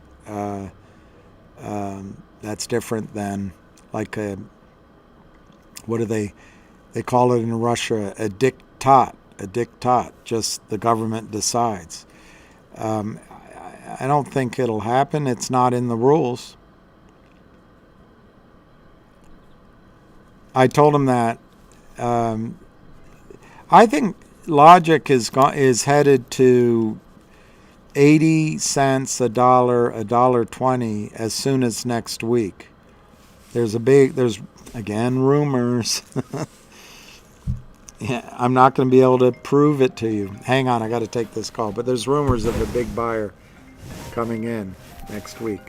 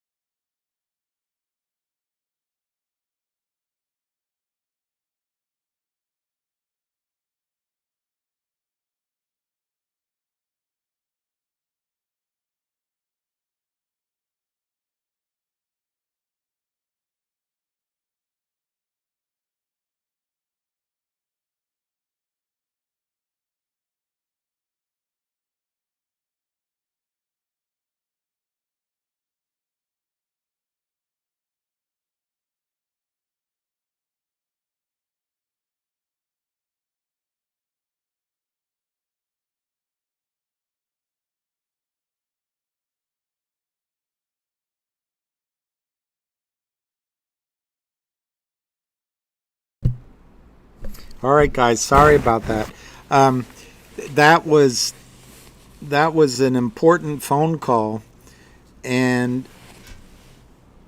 I think not earth-shattering, but a very important step, which is good news in the MMTLP saga. Unfortunately, I can't tell you what it is. But I don't think you're going to have to wait very long to find out. But don't get all dreamy that this is you know, the on and off switch. It's one more step in the process. But it's good.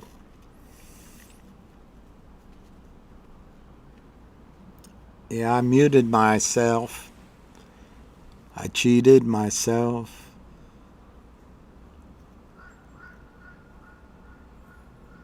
Yeah, I think, Warren, you're right. Charts do seem to run. Sorry, I'm reading another, but charts do work. It's amazing.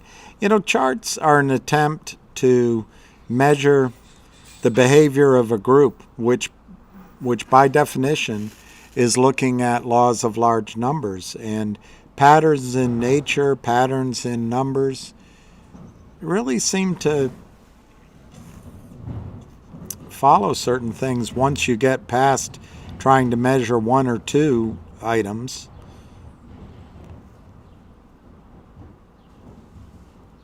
I know. I'm sorry. I turned off. You were probably happy you couldn't hear what I was saying.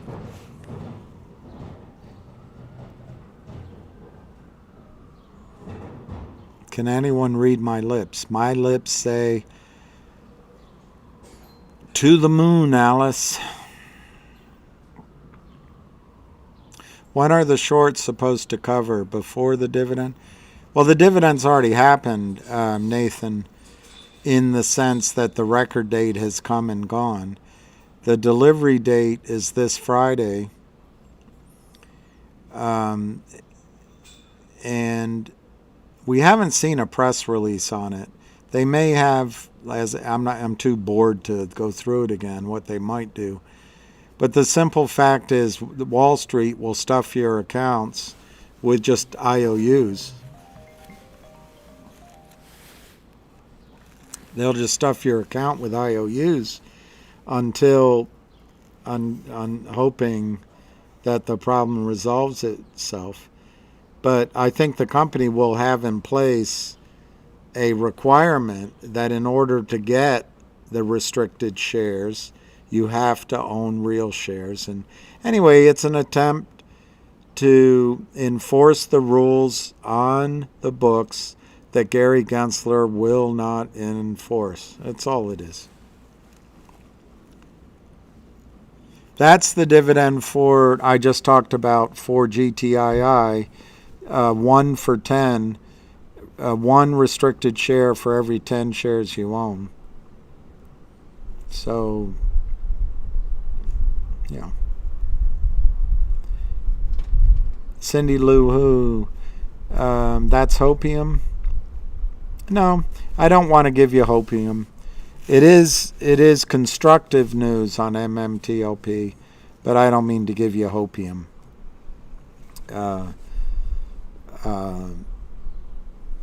But every journey starts with one step. But the fact about every journey is after the first step, you got to take 1,000 steps. So every step matters. Yes, Sara Aman, hi.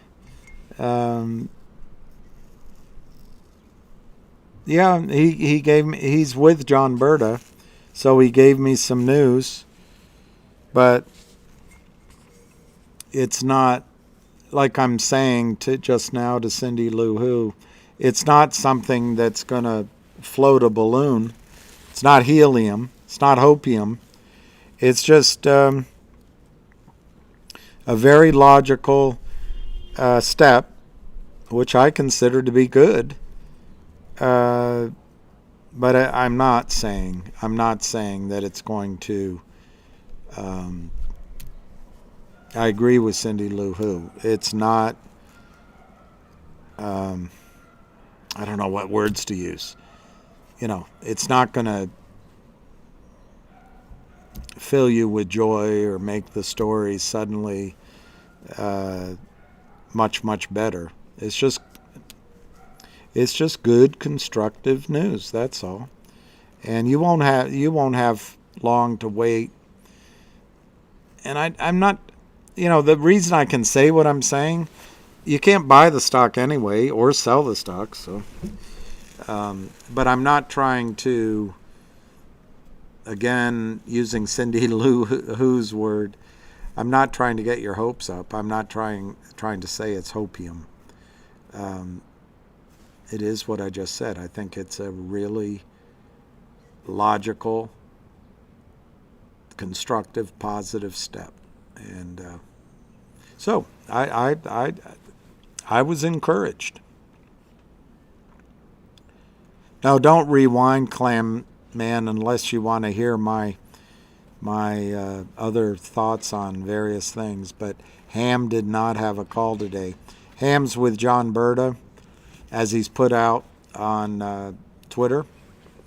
And then tonight he's got meetings, as he's put on Twitter. I'm not saying anything he hasn't put on Twitter. He has meetings with some big guys, and he's going to find out if he still has it. See if he can still get the juices flowing for GTII and other stocks that we're in. That's a very nice position, one Fix-It Man. I think that's terrific. If this all works, I suppose I'm going to have to call you sir. That's a very nice position. Well, I'm not smoking opium, but I'm. Does Berta have blue sheets, share and tell data? I don't know. I know he hired. He's hired a couple of lawyers on that, and that Firestone LLC or whatever it's called. Flintstone LLC. According to Mark Belisle, he hired him, and West Christian. So maybe as a team, I don't know, but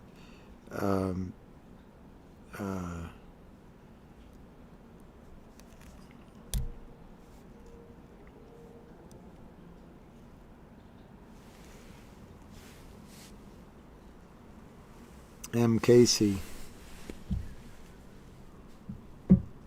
Well, yeah, typing. You should see me type, Cindy Lou Who. I have a hard time typing. And I hate spell check.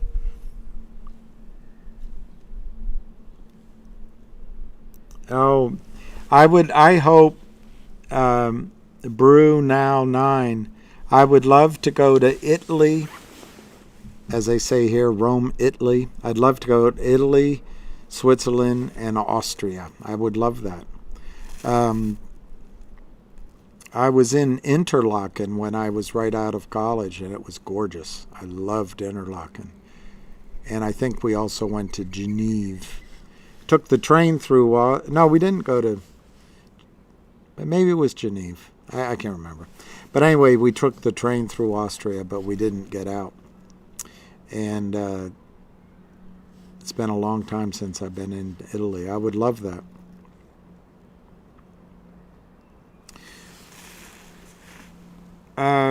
Randy Hobbs, there goes the best baseball player who ever lived.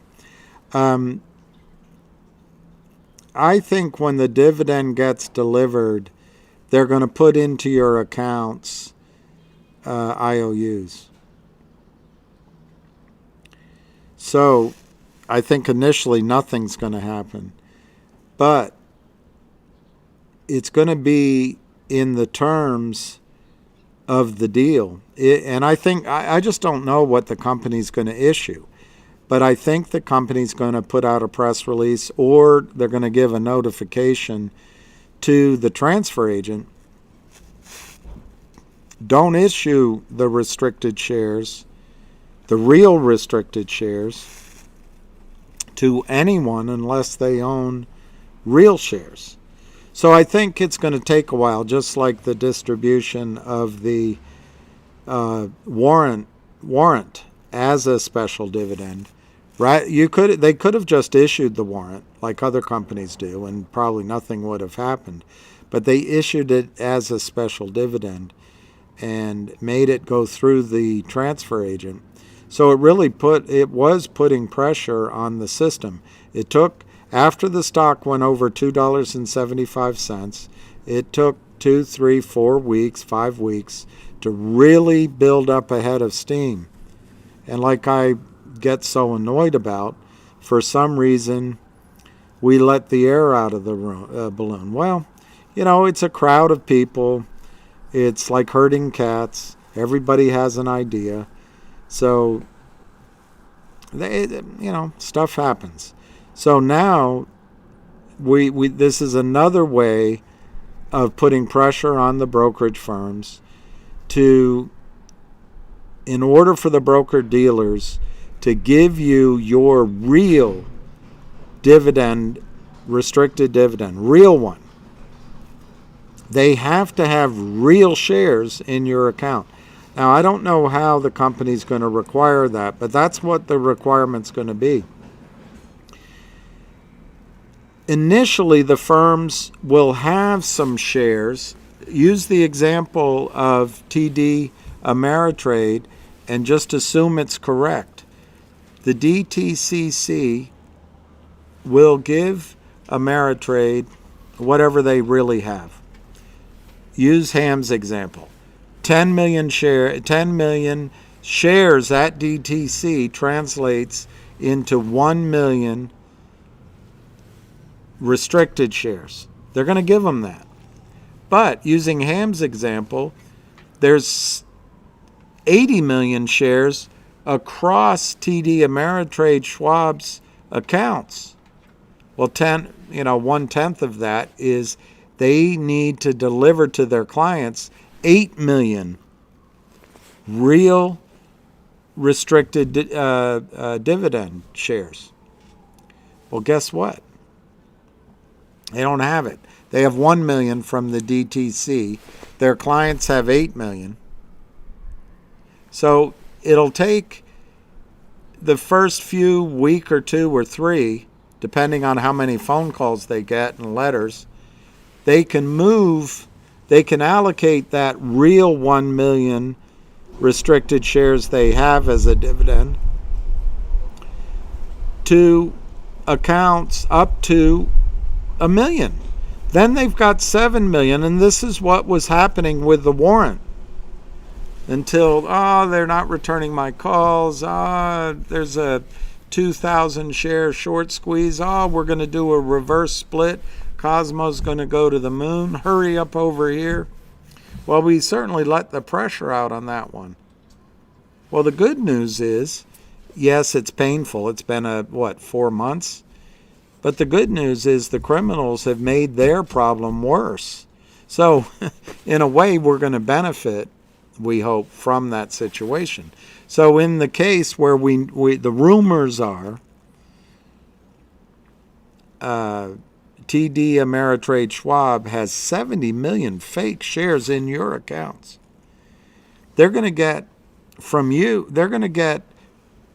requested from you 7 million real restricted shares. And you're going to go, are they in my account? They're going to say, yeah. They're just going to put an electronic IOU in your account. And they're going to hope that the problem resolves itself, that when by the time you go to sell your shares, which you won't be able to do for 6 months anyway, that they can somehow settle the trades and resolve it, and it's not a big deal. The problem's going to come in that's not going to be good enough. The company working in concert with Liberty Stock Transfer, that's not going to be good enough to get the restricted shares. And so the goal is to cause TD Ameritrade to have to go back out in sort of a round robin buying spree to settle all of their trades. So they have to go buy 7 million real, well, actually 70 million real shares to be entitled to 7 million restricted shares, but they've already been allocated. So they may have to go out and try to buy the 7 million restricted shares in the open market. It's a nearly impossible task that they have ahead of themselves. And once they know there's a problem, unless they want to be complicit in fraud, someday a judge is going to say, what did you do once you found out you had 70 million shares in your accounts that were not delivered? Well, we didn't do anything. That's not going to fly. So anyway, it's hard to create a hypothetical in my mind where TD Ameritrade Schwab is going to be able to deliver 7 or 8 million real restricted shares to you. It's just hard. They're going to have to go buy the real shares, but they're also going to somehow have to buy the restricted shares. This is going to be a mess for them. And what matters for you, you'll end up with, they owe it to you. You'll end up with those restricted shares, the real ones. Probably, this, in my judgment, the stock will squeeze massively before you're ever able to sell those restricted shares anyway. And so I'm not sure they're going to be able to ever get all the restricted shares sorted before the squeeze or even during the squeeze. By the time the stock settles back down to whatever it settles to, whatever the value of the Trento mine is, I presume, or the law firm, whatever that number is, by then maybe they can resolve it. But it's a nightmare. That's the whole point of the dividend. The point is to cause a nightmare for the back office's legal nightmare, not illegal, an illegal nightmare, so that they cause a run on the system, to cause a reckoning, a reckoning in the sense of licking your pencil and sitting down. We're going to do a reckoning, that kind of reckoning. Not a hell is coming for breakfast kind of reckoning. But, hi, how are you? Hi.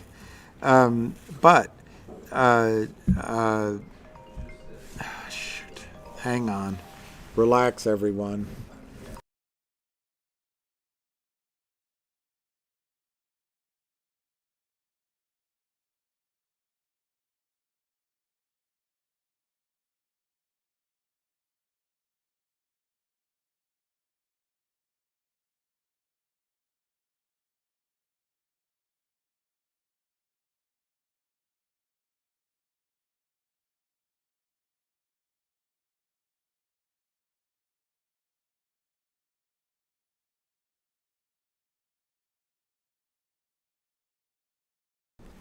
Sorry to do that to you. It's all about Congress, mate. It's all about Congress, mate. So anyway, the whole point of the dividend is to cause the squeeze.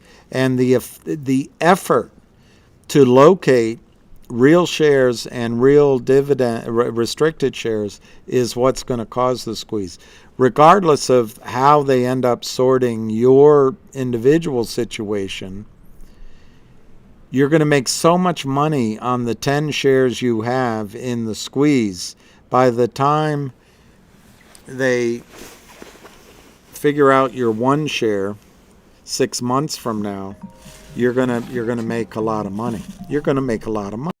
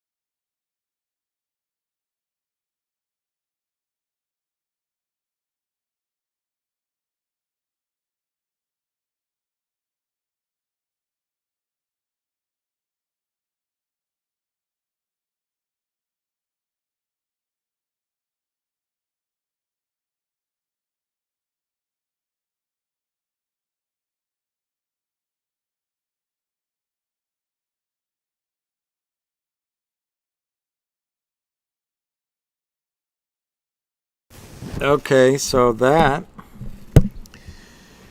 Sorry about that. Nothing new. Cindy Lou, who, nothing new. But that, I just was getting a call from him. I know no audio. I'm sorry, James Cipriano. You can regroute these for me? Or is that the word you mean, regroute? That'd be great. They have a certain je ne sais quoi. I hate painted bricks. I don't know why people paint bricks. Oh, they're not painted. They're not painted. They look painted in this picture I'm looking at.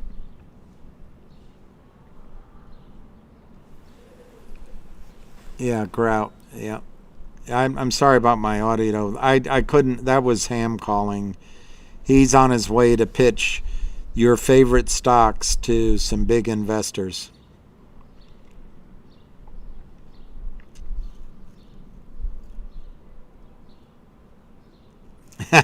He would go during Oktoberfest. That's great.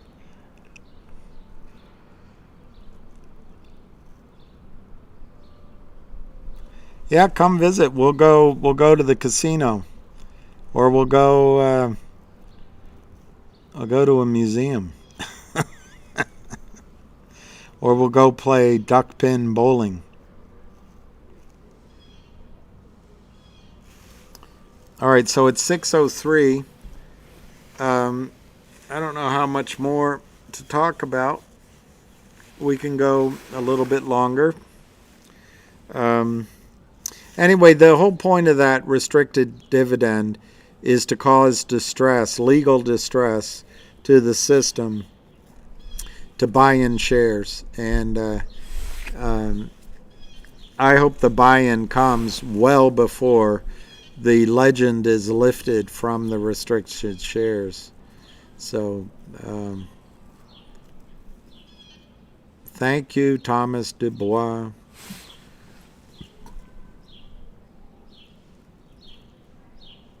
I did FDA 1%. I did Twitter on the Twitters about 70 million shares. Would I have concerns, Tom M., if I had all my shares of GTII and TDA?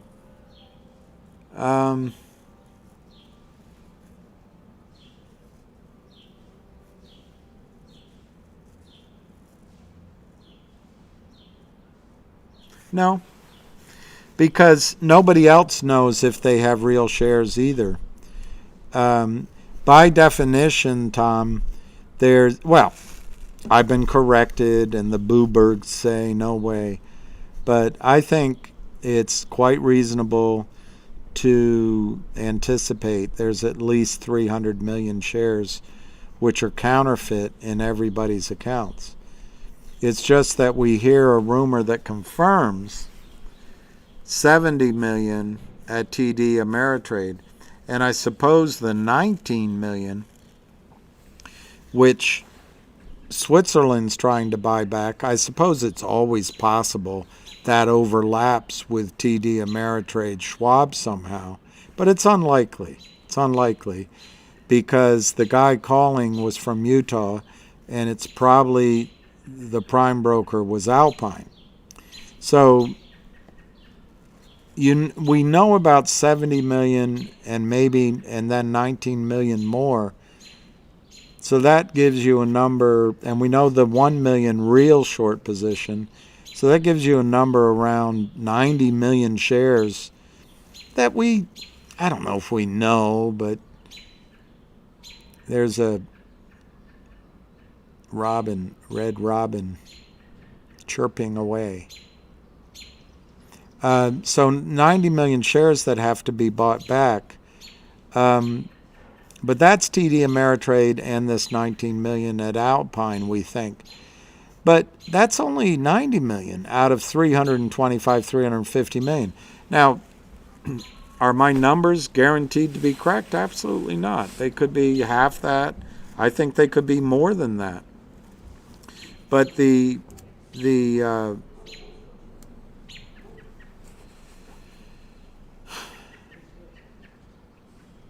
the possibility is that in my account, half or more of my shares are all fake at E-Trade. At your account, at whatever that IBKR is, or at your account at Merrill Lynch, or they won't let you hold it, or your account at I don't know. I can't think of another over-the-counter firm.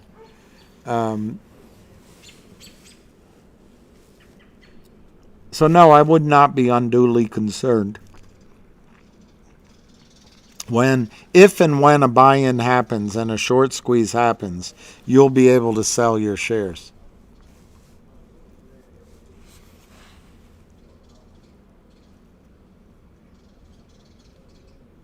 DYLT. Hey, Anna Trades. I didn't know that's you. Anna Masi. They are lovely. There's a, well, now he's gone. There's a little red Robin Hood, as my sister called him. Little red robin.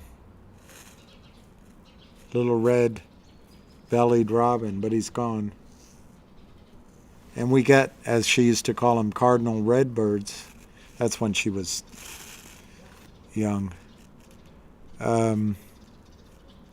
There's a crow that comes here. He ate my breakfast the other day. And then, unfortunately, there's some pigeons next door. A completely unpleasant bird. But I like all the cacophony of chirping and cheeping and enjoying life, and I figure they're praising creation and just reveling in it.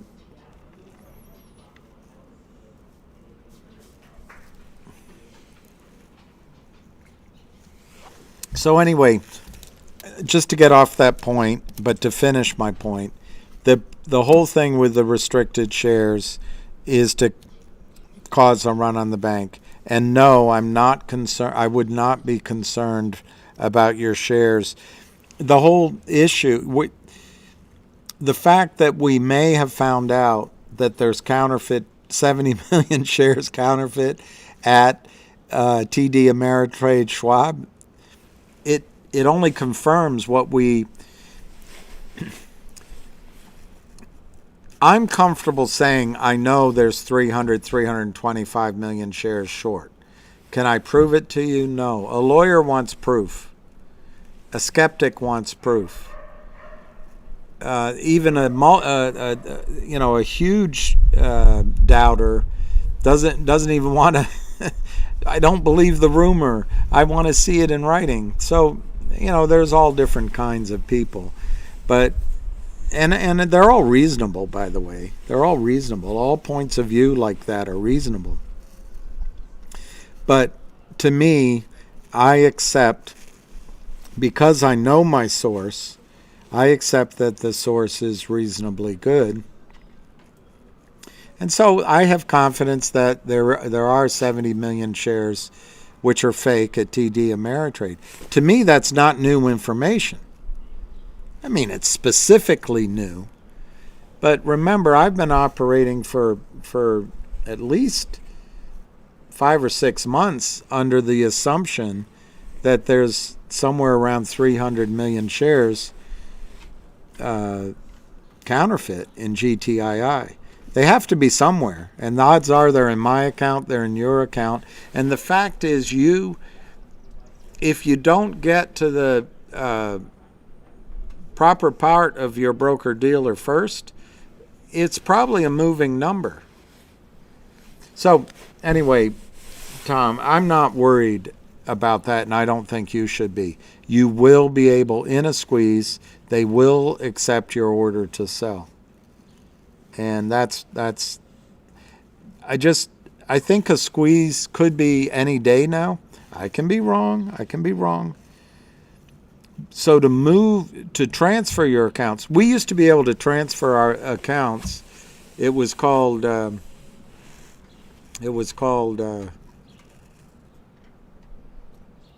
I think we called it DTC your account. We could do it in a day or overnight. But I think it takes so long now that you would risk not being able to trade your shares while it was transferring. So no, I wouldn't worry about it. I wouldn't worry about it. Doubting Thomases have a hard time with faith in God. But you know what, Woody? The amazing thing, I'm not a Bible thumper, and I'm really not. My dad once said, "Don't talk. You're not a theologian. Don't you?" He almost became a priest. Then he met my mother. But I actually think that the good Lord came down here to tell us everything's going to be okay. And we have all this worry and all that. So every doubting Thomas out there, I think God does the believing for them. And to doubt is to question. And God doesn't want robots. And I don't want robots on this call either. I don't mind doubters, and he doesn't mind doubters, I don't think. I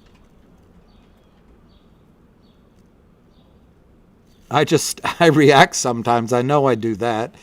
And I think it does get repetitive.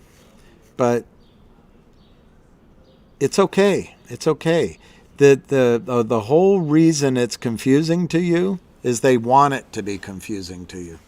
They want you to sell your stock. They want you to go, this is a rigged, and it is. It's rigged. But I don't mind answering the questions. The fact that sometimes I get a little bit,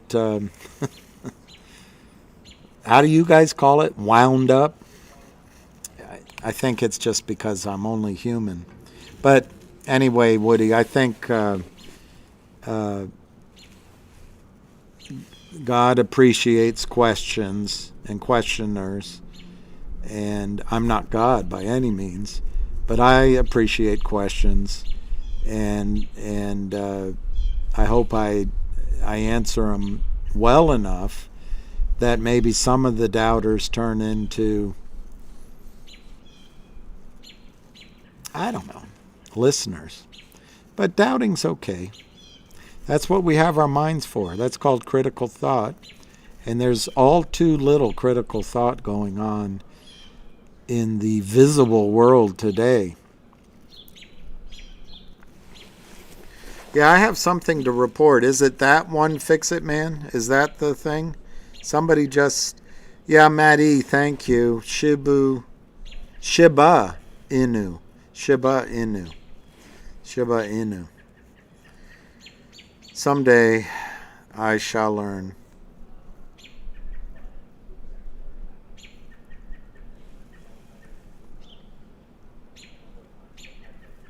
Oh, I don't know who this guy is.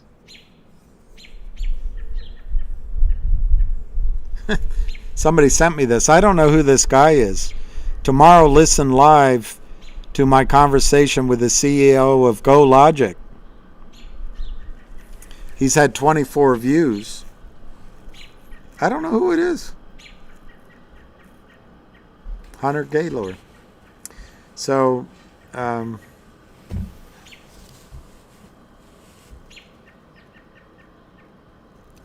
William Lefebvre.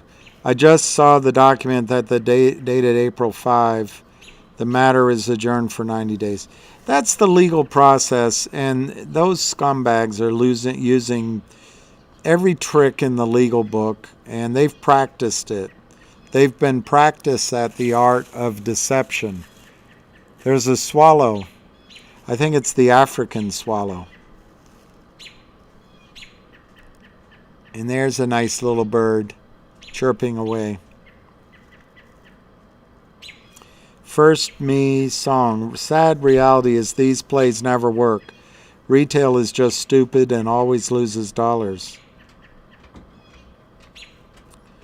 Well, FIST me soon. I don't think retail always loses.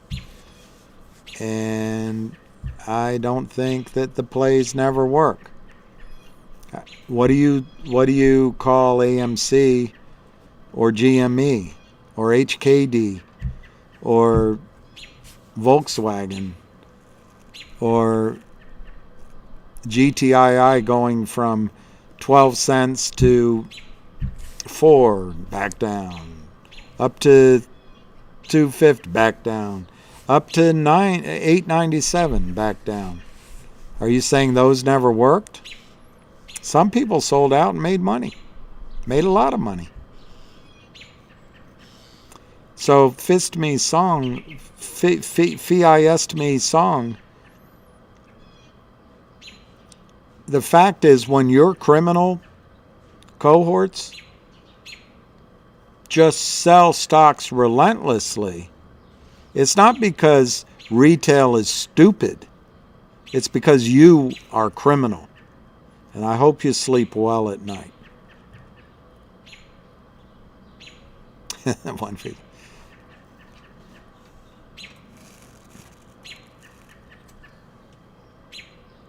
Yeah, I agree with you, One Fix It.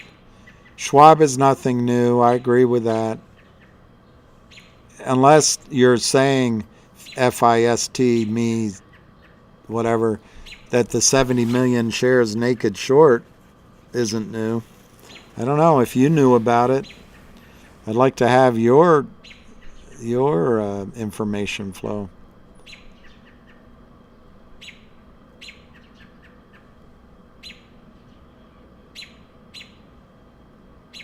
Well, Woody, I agree. I figure the squeeze is going to happen. And that's why, Woody, I never took a profit. And I'm mad at myself about that. Take some off the table, buy it back. I didn't do any of that. And why? Because exactly that. I was worried I would miss the squeeze. Really? Robert? Your mother and father were founders of the Clinton United Methodist Church not far from me. I'll look for it. Clinton United Methodist Church. That would be, I wonder if it still says Clinton, because there's a lot of churches here. Friend of mine I met her here, but she moved to London, and she was born, she's Czech. I don't know if she was born there or here. And her mother's Czech, her father's American, State Department. They bought a place here, and I rode around with them. And her mother came from communist Czechoslovakia. And we were looking at houses for the daughter to buy, or apartments. And everywhere we went, there were churches on Sunday and parking everywhere, overflowing with cars. And I won't say what she muttered under her breath about churches. Is Pecos Bill here? I wouldn't worry about the transition to Schwab.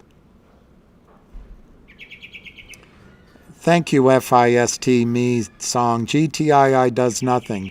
We all got screwed in this. Well, I disagree with you. GTII, the company, does a lot. And in the face of your compatriots dumping 300, maybe 400 million shares that do not exist, the stock is up. Considering, I mean, your buddies wanted to get it under a penny. So I don't think it's true that GTII does nothing. And I hope you're around on these calls if and when the Trento mine is actually announced, or 1-800 Law Firm, or West Christian's lawsuit comes, see, I'm not a lawyer, I don't know the term, but it's engaged in the court system and it can't be kicked out. They're going to issue a dividend that's a dividend that's blockchain. So I hope you're around then. Woody, when in doubt, zoom out. I like that, Thomas Dubois. Anna Massey, Anna Queen of Trades, is amazing, Picos Bill. I saw her in action, and you guys should be. There's something. She's got something, and she talked about it on her space call. But my observation of glib Gary Gensler, goober Gary Gensler, was glad-handing Gary Gensler. He didn't want to talk to Anna. And there was a guy next to us who really could have done with a bath. Imagine what girls who bathed would be like. Anyway, Gary was talking to this guy about nothing, just to avoid talking to Anna. But Anna didn't go anywhere. Once that guy was done and had to walk away, Gary turned back, and there was Anna. And his sidekicks were trying to distract her, but she was not for, remember they would say about Maggie Thatcher, she said about herself, this lady is not for moving. And in other words, she wasn't going to change her mind. And the lady in front of me that I saw was not for moving. She stood right there, and she was going to get an answer from Gary Gensler. The whole Congress couldn't get an answer from Gary Gensler. The committee, she got one. So you're spot on, Picos Bill. She is amazing, and she did a tremendous job. Picos Bill, you're probably late, but Ham is down with John Berta now, so not for nothing. There was a confusing bit of information on Anna's call this morning from somebody called Jenna, I think, who smart, forceful, clearly working very hard, and I think had good information, but it was confusing because she said that AST, well, I don't know if I can reconcile my own memory. She both said that AST has sort of been closed since Thursday, but she also said that AST was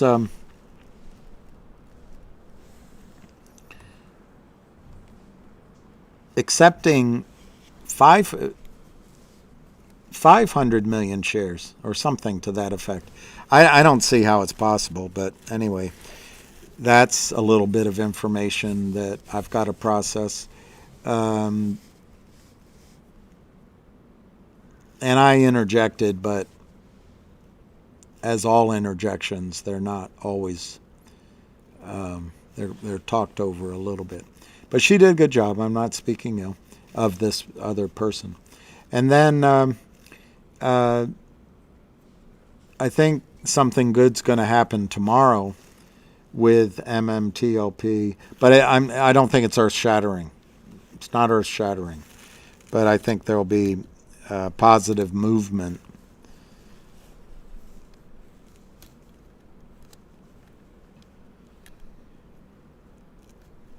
What's brown and sits on a piano bench?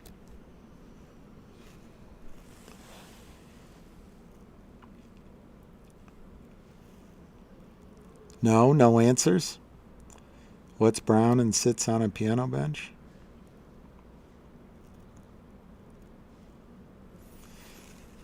I'll answer it for you. Beethoven's Last Movement. I think Gary Gensler will leave before he's fired. And if I had to guess, I think Hillary Clinton is going to run for president. And if I had to guess, he'll move to the Clinton campaign.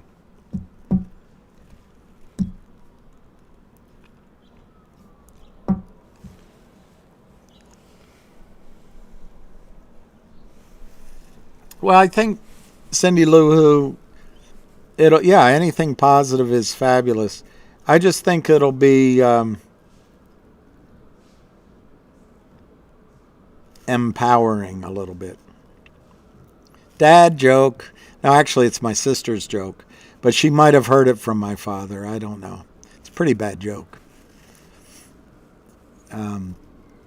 But I always remember the bad jokes. I never remember the really clever ones. Pledge is a good answer. A turd is, you got it. Yeah, JM, Gensler is a political animal. He knows he will be a hero or a zero. I think he holds the cards and plans to play them well. You should have seen him, JM, when we were in that room. Does the word suck up come to mind? He would just Peter Pan his way up to the various senators and congressmen, all smiles, and it was a heck of a performance. Yeah, exactly, Cindy Lou Who. I agree with you. Yeah, JM, apparently a lot of people, Ham said it was a Beethoven's Last Movement show at FINRA. Everybody's leaving. And Moody Waters, can't believe Biden is running again. Well, of course Kamala goes along with it. Do you think Biden's going to survive his next term? Here's what's going on, Moody, with that. One, if you think Joe Biden got 81 million votes, I'm not going to pick on you, but if you had 81 million votes, that's more than Obama got, Hillary got. But if you had 81 million votes to Trump's 74 million, which is, he got more than Hillary and Obama. It's more than registered voters in the country. So it's sitting there in your face that election was as non-fraudulent as our securities markets. So, number one, Joe Biden is counting on, they're moving the first primary to South Carolina, Claiborne's state, Claiborne. He is why Joe Biden's president and not Bernie Sanders. One of the things that Claiborne got out of Joe Biden is he had to appoint someone with darker skin than mine to the Supreme Court and to the White House, and in fact, to the Vice President, in fact, all over the place. And Joe agreed. Joe Biden is a man who actually said, when school busing came out, that, I'm paraphrasing, he didn't want a jungle in his schools and other things. I'm not going to go further with it because it's so disgusting. But one, Joe Biden expects the cheating to be successful again. I think it's aided by China. I think it's aided by the machines. I think it's aided by people on the ground. In my opinion, there's no way anywhere on earth that Georgia is blue. I used to spend a lot of time in Georgia, and I was a Democrat. Georgia ain't blue. It ain't. So anyway, I think he's counting on cheating again, and he'll win. 2, the reason Kamala goes along with it, she wants to be president. And it drives Hillary crazy. And Kamala calls herself the first, I think, African-American president. She's not.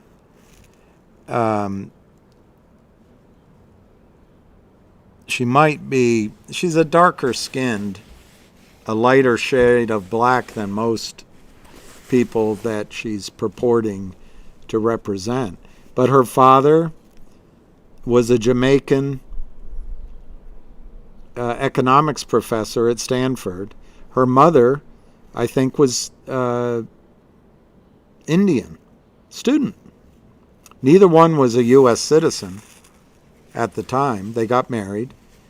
Her father's family owned slaves, but she did not grow up with the punishing oppression that most people she claims to represent did. She, as Attorney General, she left people in jail for a little marijuana, and then giggled on radio that she smoked pot and listened to some singer I can't remember. I mean, she got her start in politics by carrying on an affair with a married man, Willie Brown, mayor of San Francisco. Married. And she judges Trump? She judges any Republican? He was married, but she was in her 20s. I assume a hot bit of candy on his arm, Willie Brown. He was older, and he gave her start. Well, she lived in privileged neighborhoods. She's married to a white man. I don't know. I think it's all a con job. But anyway, that's my second point. She's with it because she wants to be president. And she's going to say, I don't know if she's the first woman. She would be the first woman. I don't know if she's the first African American, first Asian, first Indian, first Jamaican. I don't know. I can't wait till we can get away from these labels, which I thought we were. But on her merits, she doesn't deserve to be president. But that's what she's hoping for. Anyway, the third thing that's going on, Woody... Muddy. I forget who I'm talking to. We are at war with Russia. Some of the idiocy. And if there's a history, this will go down in history books as complete idiocy. Susan Rice is retiring, but I assume it was Susan Rice and Valerie Newland who are running this. Not some guy that stumbles around on stage and I don't think it's he. Maybe it's Obama, who called Russia a weak regional power dismissively, like a jerk. I voted for him twice, but what a jerky things to say. We should be friends with Russia. But anyway, we are at war with Russia. It's a risky business. There's 32 nuclear power plants, and if I'm wrong, it's 29, but I think it's 32 nuclear power plants in Ukraine with all their nuclear waste on site. And we're having a bombing land war, tanks. It's sheer insanity. This is the breadbasket of Eurasia and MENA, the MENA section of the world. And we're dropping depleted uranium bombs. It's a nuclear war already. We're on the ground. Well, anyway, Muddy, the theory is that if we're at war the president gets reelected. That's the theory. Never at a time of major war has such a talented, statesman-like president gotten elected. You know that he went over to see the royal family, and I read the Daily Mail and sometimes the Evening Standard online, and when I'm there I read 5 or 6 newspapers. But they're all a titter, and the impression he made in front of the horse of a woman, what's her name? Camilla.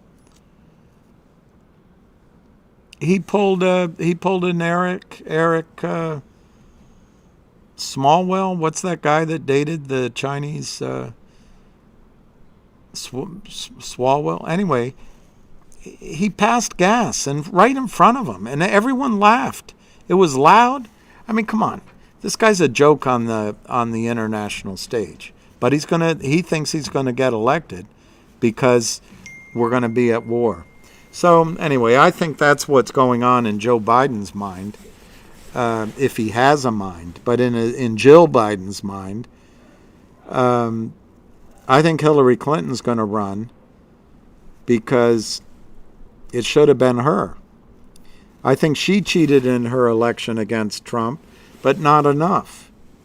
Not enough.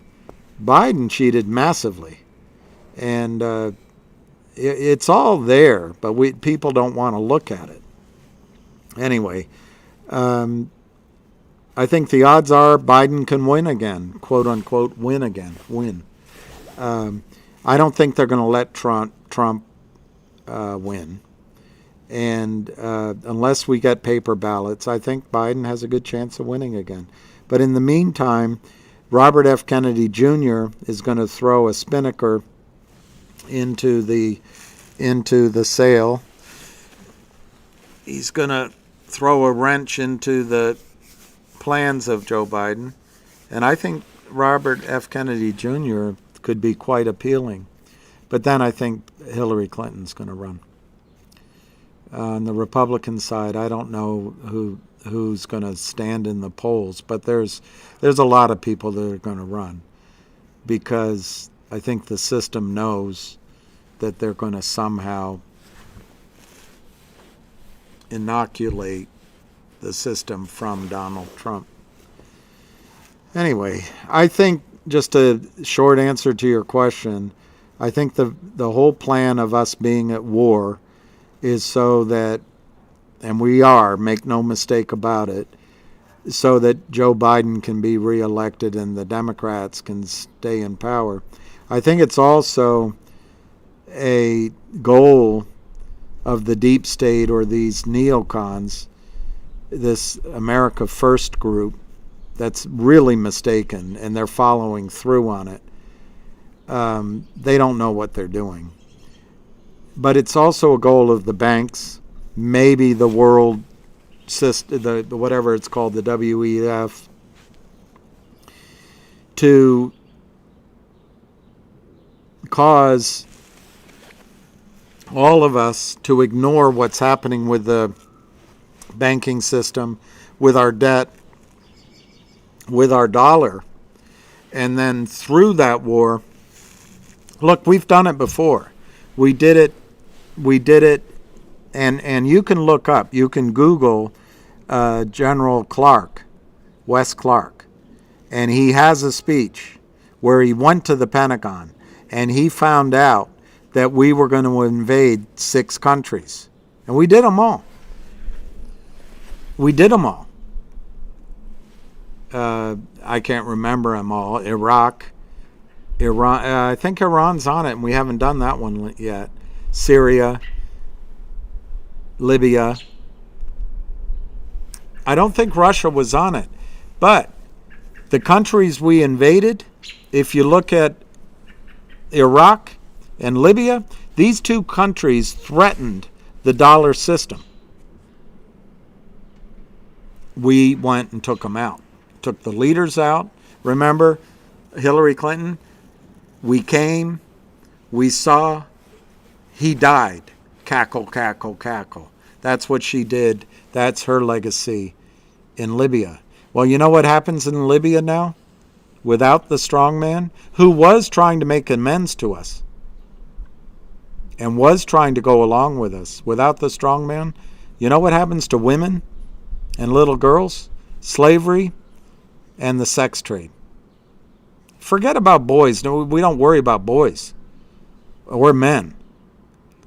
You know, we live in a patriarchy. Let's not worry about little boys and men.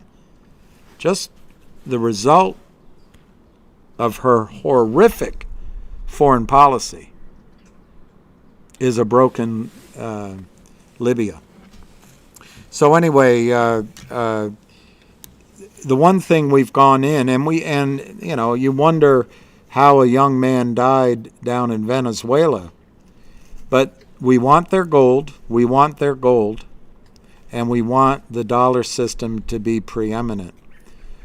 I don't think we can get Russia's gold, but in these loony bins, these lunatical thinkers like Newland, maybe Rice,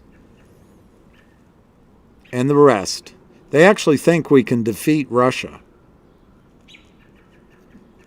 We're not gonna defeat Russia. Ukraine is losing. They're not winning. It's all propaganda. So anyway, I think it's a strategy to get us to focus on war and not what's happening with our banks, maybe our securities banks. And we may come out of this either with a Bretton Woods 3, or we may come out of it with an SDR, the International Monetary Fund, bureaucrats running our currency system, and the blockchain, you know, whatever you call that stable coin dollar, so they can track everything we spend. I really think it's an agenda that as a Democrat I cannot support. So anyway, yes, Biden's running again, but I don't think he can win legitimately at all. And if the donors get behind Hillary Clinton, she'll win. The donors won't get behind RFK Jr., but imagine an RFK Jr. Tulsi Gabbard ticket. Imagine a Trump RFK or a Trump Gabbard or a Trump Donald's ticket. A Trump Anna Paulina Luna ticket. You know, the combinations are out there that we could have finally an election that reflects the will of the people, whatever it is. I'm not advocating for anyone on this call. I just want a fair election. Yeah, I'm not sure, JM, which side is going to win in the reset, but I am sure the United States financial system, dollar system, pound system, and yen, we're not going to go down without a fight, which is pretty frightening. We haven't won a war since World War II. You can look that one up. It's pretty frightening. I'd run with Trump. I'm not sure I could suck up to him enough, but I'm not sure he wants that. I really don't think he wants that. I could be a very respectful number two, but I do my own thinking too. I don't know, Steve Petchke. Carrie Lake. I like her. I like her moxie in her fight. But I don't know. Maybe. I won't say no to that. I won't say that, no that. Yeah, I know. I can be loyal. In fact, to me, my numero uno characteristic is loyalty.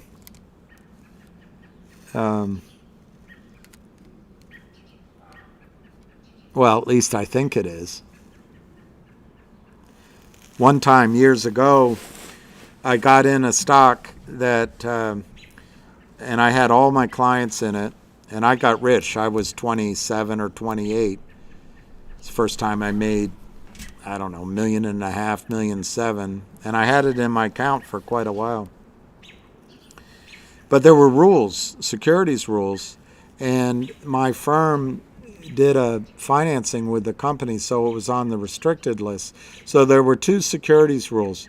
One, if I were to get out of my stock, I had to go tell all of my clients I was doing it. Do you think shorts do that now? But I followed the rules. Secondly, since it was on the restricted list, I couldn't sell my shares. But anyway, I would talk to the guy from Texas. Well, Bill, I don't think there's any risk at all in that well. Well, it watered out. And I was telling my mother about it. And she said, well, it sounds like you had misplaced loyalty. So anyway, I think loyalty can be a strength and it can be a weakness. I don't want a president that looks good in a bikini, although I guess it wouldn't be bad. Trump lied too much, that's right, Fox News. I don't know. I think Trump, if you listen to him, I don't know if you listen to his speeches, and Trump, number one, is a promoter. He says things that are big concepts in one sentence. But he's a Gemini. He literally can say in one sentence and in the next paragraph say it differently. They're both true. But I have not found Trump to be a liar. He's a bit of a P.T. Barnum. But I can't think of anything he's lied about. In fact, many things the mainstream media has said, oh, you're a liar, liar, liar. Comes back, he's like Nostradamus. He was 100% right. I do think there's much that Biden has lied about, much that Hillary Clinton has lied about. So I think saying liar, liar, pants on fire, let's just be fair. I'm not saying you're wrong. There might be something he lied about, but I listened to his speeches highly skeptically. And I've worked with guys like Donald Trump.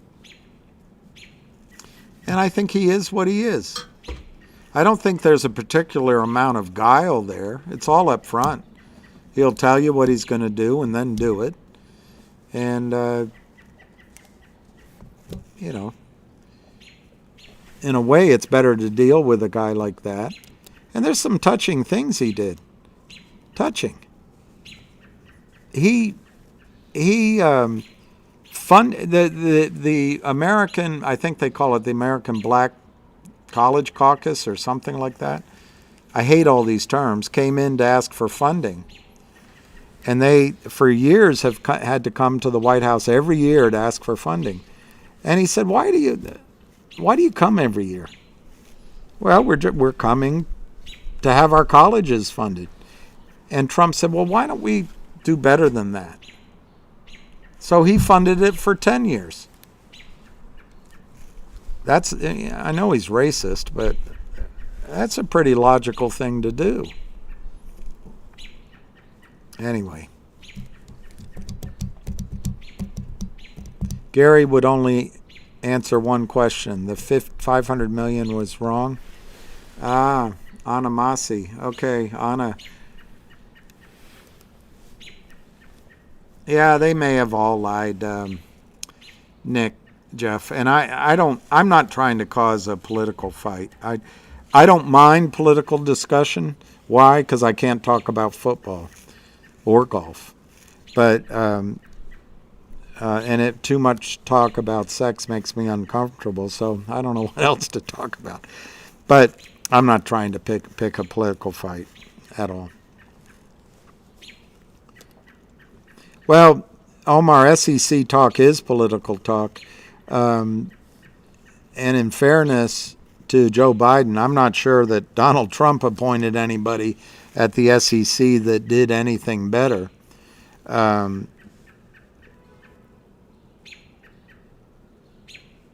problem is the banks control the SEC.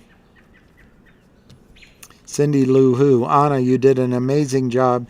The whole MMTLP group were great representation. One Fix-It Nation. F Sports. They never wrote me a check.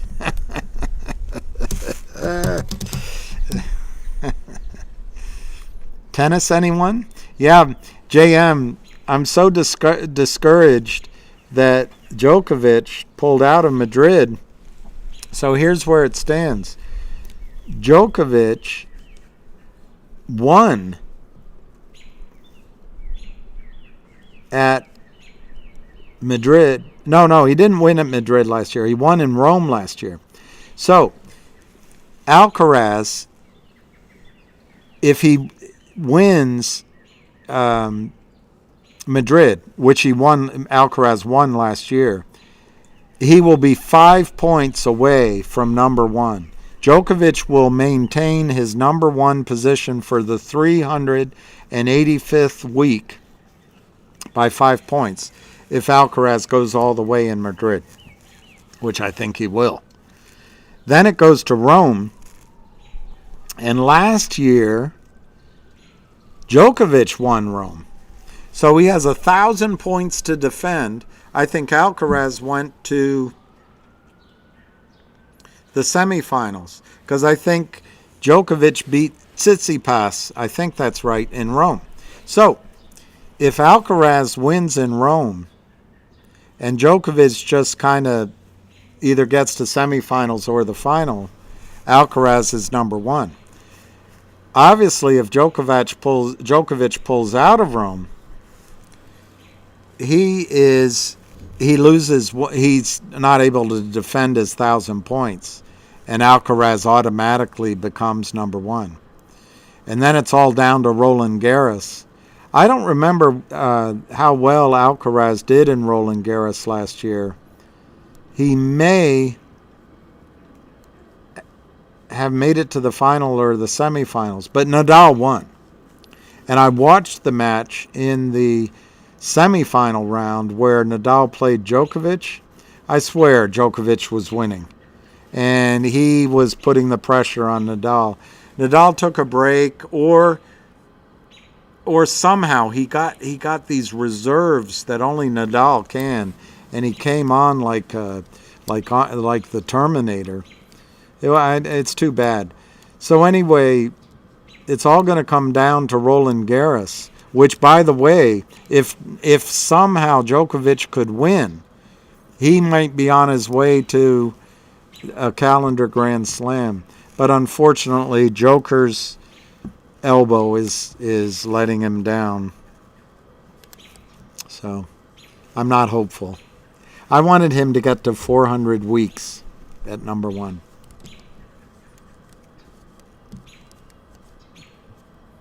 Well, Nick Jeff, tomorrow out of MMTLP.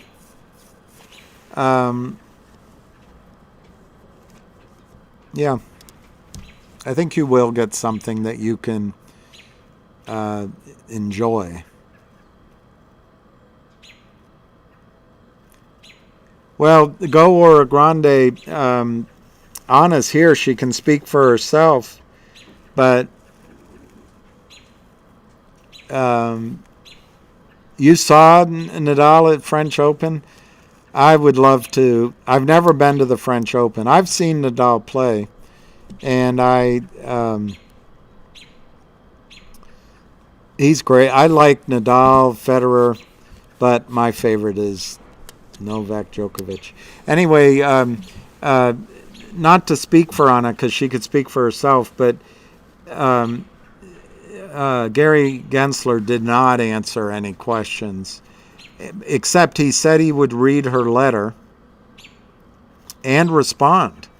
And to my memory, Anna said, I'll be looking for it, or I'll be looking forward to it, or I expect it, something like that.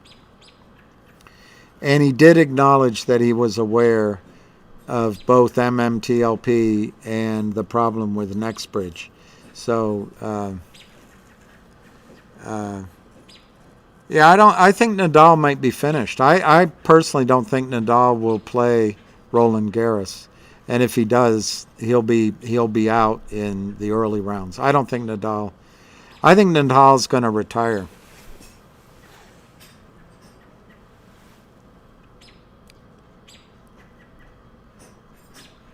My dog's doing something in there. Yeah, I used to be into tennis much younger. I got bored when Pete Sampras won everything all the time, but I've enjoyed it. Hey, Picos Bill, thank you. I'm gonna go soon here too, because my dog is doing something to the cat. I'll go in 2 minutes. Tennis, anyone? All right, I'm not going to check anymore. GTII, I expect good news this week. Can't promise it, but good news this week. There's a rumor of a huge short position at TD Ameritrade. I don't have tickets, but I'd like to get them, and I'd go. You know, Ora Grande, what I'd like to do with all of you guys, if this works, 1 year, I'd like to organize a trip to Australia, to Paris, to London, New York. And I'd like to, and maybe the Sunshine Double, but I'd like to follow tennis around 1 year. I think it'd be fun. And with everybody. I love the serve and volley game. And by the way, Westlick, if you watch Djokovic, his game is sublime. Sublime. But there's a lot of young people coming up that are great. All right, 1 minute, half a minute. He's driving me crazy what he's doing there. I might just end it. Yeah, let's do it. We'll do it if it all happens. So anyway, I'm going to say God bless to everyone. I'm going to say peace, love, and happiness. And cheers. And catch you on the flip side.